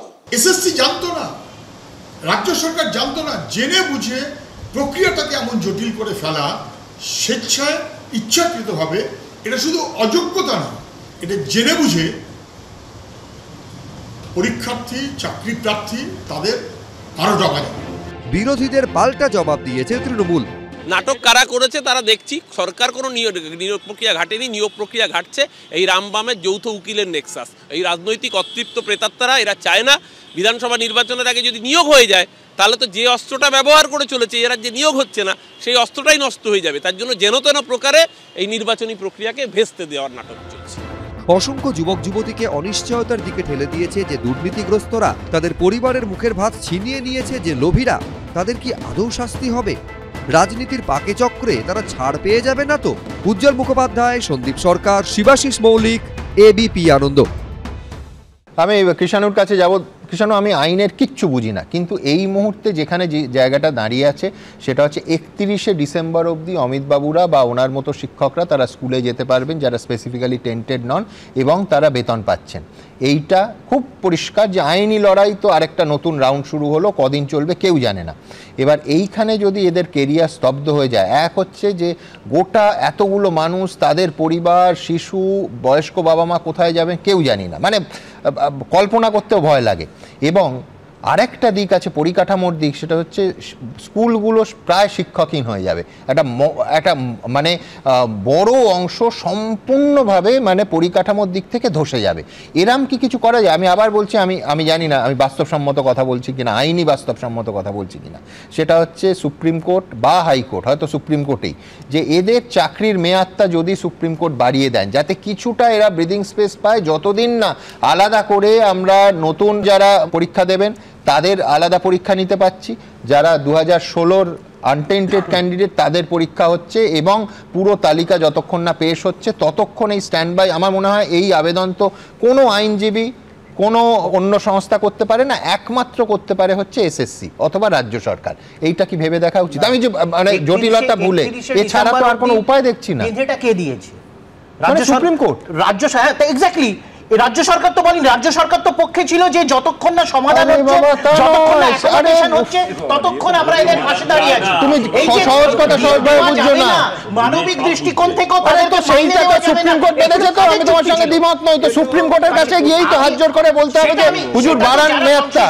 আমি পার্টিকে রিপ্রেজেন্ট করছি, আমি এসএসসি কেও করছি না, রাজ্য সরকারকেও করছি না, কিন্তু আমার ঠিক যেমন আমি আইনজীবী নই, আমি ব্যক্তি কিষাণুর কাছে জানতে চাইছি যে এটা ছাড়া তো আর আমি অন্ধকারে কোনো এক চিন্তে আলো দেখতে পাচ্ছি না। মনেতেই প্রশ্ন আছে, বাংলার ক্ষেত্রে সব যোগ্য অযোগ্য সবাইকে বাতিল করে দেব, ঝাড়খণ্ড হলে রাজস্থান হলে সেখানে বাছবাছাই করব, আলো আছে কোনো দিকে। এক সেকেন্ড না, একটা পরে আমি চিত্তরঞ্জন বাবু শুনুন, যুক্তি যদি একটু দয়া করে শোনেন। আপনি যদি জাস্টিস বর্ষাকের ইয়েগুলো আর্গুমেন্টগুলো শোনেন, প্রথমে বলেছিল যখন দেখা গেল যে সিবিআই এবং এসএসসি মিলে দেখা গেল যে ওই 6000-এর মতো বাদ যাবে। স্যার আমি জাস্ট একটা লাইন বলছি, আমাদের সরকার, আমার নেত্রী, মানবিক নেত্রী, 2013 সালে এক মিনিট শুনে নিন দাদা, 2013 সালে যখন 1996 সালের অবিভক্ত মেদিনীপুর জেলার 2200 শিক্ষকের নিয়োগটা বেআইনি বলেছিল 2013 সালে, বামফ্রন্টের দুর্নীতি যখন হয়েছিল, আমাদের সরকার তখন তাদেরকে এই সেই জন্য এই সাজেশনটা আমি ফ্লোট করলাম। না একদম সোজা কথা, আমি সোজাভাবে বলছি। আমি মনে করি একমাত্র রাস্তা এই মুহূর্তে, কারণ মাত্র 1 মাস 10 দিনের মতো সময় আছে, 10 দিন নয়, 1 মাস 5 দিনের মতো সময় আছে। আমি মনে করি রাজ্য সরকারের এই মুহূর্তে 35 দিন, হ্যাঁ 35 দিন, আমি মনে করি রাজ্য সরকারের এই মুহূর্তে বা এসএসসির এই মুহূর্তে সুপ্রিম কোর্টে গিয়ে একটা অ্যাপিল করা উচিত যে হুজুর মানে এই নানা কারণে আমরা এই কারণে পরীক্ষাটা কমপ্লিট করতে পারিনি, নিয়োগ করতে পারিনি, এদের মেয়াদ আরও 6 মাস বাড়ানো হোক বা 1 বছর বাড়ানো হোক। মানে একটাই রাস্তা এখন মুহূর্তে এদেরকে যদি বাঁচাতে হয় সেটা হলো সুপ্রিম কোর্টে যাওয়া, আবেদন করা, আবেদন করে ওদের এক্সটেনশনটা করে দেওয়া, এটাই একমাত্র। এটার বিরুদ্ধেও ইনজাংশন, এটার বিরুদ্ধেও মামলা হবে না? যারা যারা করছে আমরা কি করব? যারা যারা বারবার বাধা দিন না, কিন্তু একজন আইন না জানা সাধারণ মানুষ হিসেবে আমার মনে হয়েছে যে কোথাও একটা সমাধান তো সবাইকে খুঁজতে হবে, যে এইটা আপাতত আসু একটা জায়গায় আসা যায় কিনা। আপনারা জানেন যে Facebook, YouTube, x, Insta, thread সব জায়গায় আপনারা মন্তব্য পাঠাতে পারেন। এই নিয়ে প্রচুর মন্তব্য আজকের এই সুপ্রিম কোর্টের অবজারভেশন নিয়ে। মিহির কানুনগ তিনি লিখছেন, এসএসসি যদি দাগীদের তালিকা আলাদা করে দিত তাহলে যোগ্যদের আজ এই পরিস্থিতিতে পড়তে হতো না। শর্মিষ্ঠা দত্ত লিখছেন, শাস্তির ব্যবস্থা না হলে এসএসসি এইভাবেই চলবে, যেখানে বৈধতা লঙ্ঘন সেখানে শাস্তি প্রয়োজন। অতীশচন্দ্র ভাওয়াল লিখছেন, দাগীদের বিস্তারিত তালিকা প্রকাশ করতে এসএসসি ও রাজ্য সরকারের এত গড়িমসি কেন? তাহলে কি ডাল মে কুচ কালা হ্যায়? সুভাষ ঘোষ রাজ্জা লিখছেন, আদালতকে উপেক্ষা করে শাসক দলের স্বার্থ রক্ষা করতে গিয়ে এসএসসি বারবার পচা শামুকে পা কেটে ফেলছে। গৌতম বাগুই লিখছেন, নিয়োগে স্বচ্ছতা আনার দায়িত্ব রাজ্য প্রশাসনের কাছে অগ্রাধিকার হওয়া উচিত ছিল। আমি বলছি এই পচা শামুকে পা কাটা থেকে মনে পড়লো, এতবার পার্থ চট্টোপাধ্যায়ের নাম এলো আজকের আলোচনায়। আজকে কোর্টের পার্থ চট্টোপাধ্যায় হাজিরার কথা ছিল, তিনি সশরীরে হাজিরা না দেওয়ায় উষ্মা প্রকাশ করেন মাননীয় বিচারক। পরের প্রতিবেদন। উচ্চ আদালতে জামিন পেলেও তাদের প্রত্যেককে নিম্ন আদালতে হাজিরা দিতে হবে, অন্যথা জামিন বাতিলের পূর্ণ ক্ষমতা আছে নিম্ন আদালতের। নিয়োগ দুর্নীতি মামলায় আদালতে সশরীরে উপস্থিত না থাকায় এবার নাম না করে প্রাক্তন শিক্ষামন্ত্রী পার্থ চট্টোপাধ্যায়ের কার্যত জামিন বাতিলের হুঁশিয়ারি দিলেন ব্যাংশাল আদালতের বিচারক শুভেন্দু সাহা। ওটা সুপ্রিম কোর্টের যে ডাইরেকশন ছিল সেই ডাইরেকশন ওয়াইজই হবে, এবং ওই সুপ্রিম কোর্টের যে গাইডেড যে বেলটা হয়েছিল সেই বেলের কন্ডিশন যেগুলো ছিল সেই বেলের কন্ডিশনগুলি আমাদেরকে ফুলফিল করতে বলেছে। নিয়োগ দুর্নীতি মামলায় দীর্ঘ প্রায় 19 ঘন্টা জিজ্ঞাসাবাদ ও তল্লাশির পর 2022 সালের 23শে জুলাই নাকতলার বাড়ি থেকে পার্থ চট্টোপাধ্যায়কে গ্রেফতার করে ইডি। প্রায় 3 বছর 3 মাস বন্দী থাকার পর 11ই নভেম্বর জামিন পান তিনি। তবে জামিন পেলেও হাইকোর্টের নির্দেশ মতো যথাসময়ে নির্দিষ্ট দিনে নিম্ন আদালতে হাজিরা দেওয়ার কথা ছিল তাঁর। সেই অনুযায়ী বুধবার ছিল হাজিরার দিন, কিন্তু সশরীরে আদালতে উপস্থিত হননি পার্থ চট্টোপাধ্যায়। কারণ হিসেবে তাঁর আইনজীবী আদালতে বলেন, পার্থ চট্টোপাধ্যায় অসুস্থ থাকায় আদালতে হাজিরা দিতে পারেননি। তখন কারো নাম না করেই বিচারক বলেন, এই মামলায় যে যে অভিযুক্তরা জামিন পেয়েছেন তাদের সকলকেই শুনানিতে উপস্থিত থাকতে হবে, অন্যথায় হাজিরা না দিলে জামিন বাতিল করে দেওয়ার পূর্ণ ক্ষমতা আছে এই আদালতের। কার্যত কটাক্ষের সুরে বিচারক শুভেন্দু সাহা বলেন, আশা করি আপনারা পচা শামুকে পা কাটবেন না। এত বছর জেল খেটেছেন, অনেক কিছু শিখেছেন, সিনিয়র একজন মানুষ, রাজনৈতিকবিদ, এবং এই ধরনের অমান্য করা, কোর্টের নির্দেশ অমান্য করা, আইন অমান্য করা, এটা তো মনে হয় তৃণমূল সরকারের মানে একটা প্রধান চরিত্র বলতে পারে। এরা এতই এরকমভাবে থেকেছেন যে আজকে না গেলেও চলবে এরকম একটা ভান আছে। দুর্নীতির প্রধান মাথা যদি পার্থ চ্যাটার্জি হয়েই থাকতেন তাহলে কেন ইডি আর সিবিআই আজকে 2.5 বছর ধরে মানি ট্রেলটা প্রমাণ করতে পারলো না? পার্থ চ্যাটার্জি জামিনই তো পেতেন না।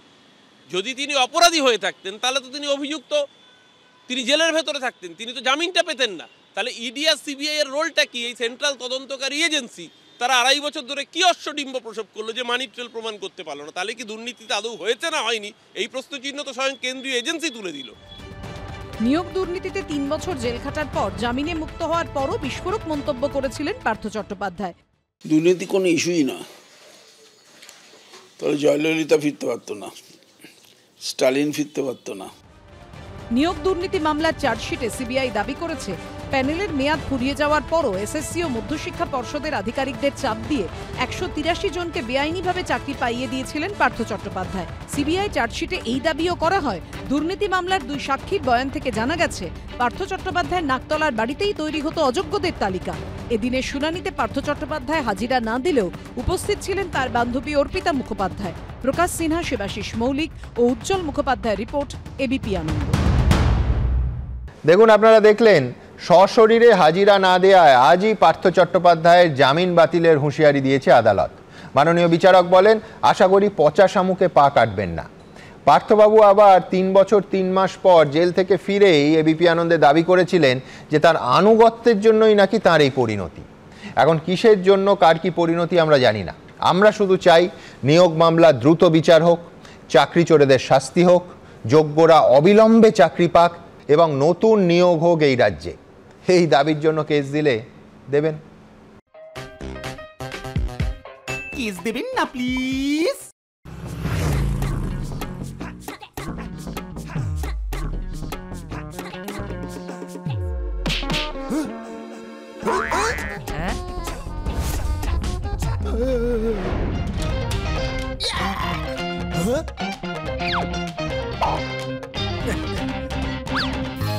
সজনী গো সেই তো এলাম তোমায় পেতে হাজির হলাম।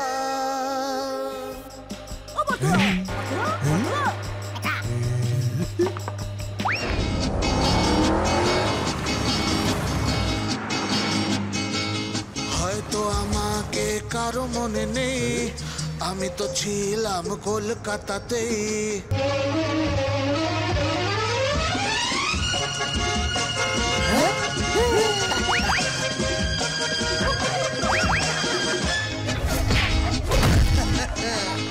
এই তো আমাকে মনে রেখেছে, আমি তো ছিলাম বেহালাতে। এই তো আমাকে মনে রেখেছে, আমি তো ছিলাম বেহালাতে। এই বেহালায় কর্ম আমার, তাই তো ফিরে এলাম আবার। অনেক চেনা অনেক জানা, অনেক চেনা অনেক জানা তোমাদের কাছেতে। এই তো আমাকে মনে রেখেছে, আমি তো ছিলাম বেহালাতে।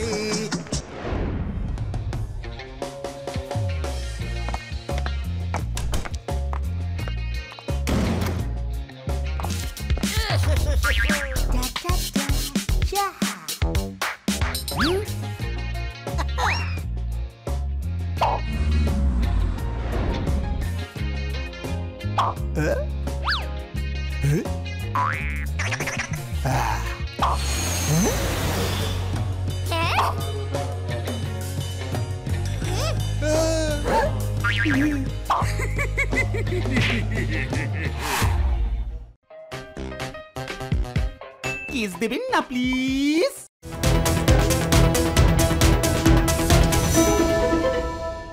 এবিপি আনন্দ, এগিয়ে থাকে, এগিয়ে রাখে।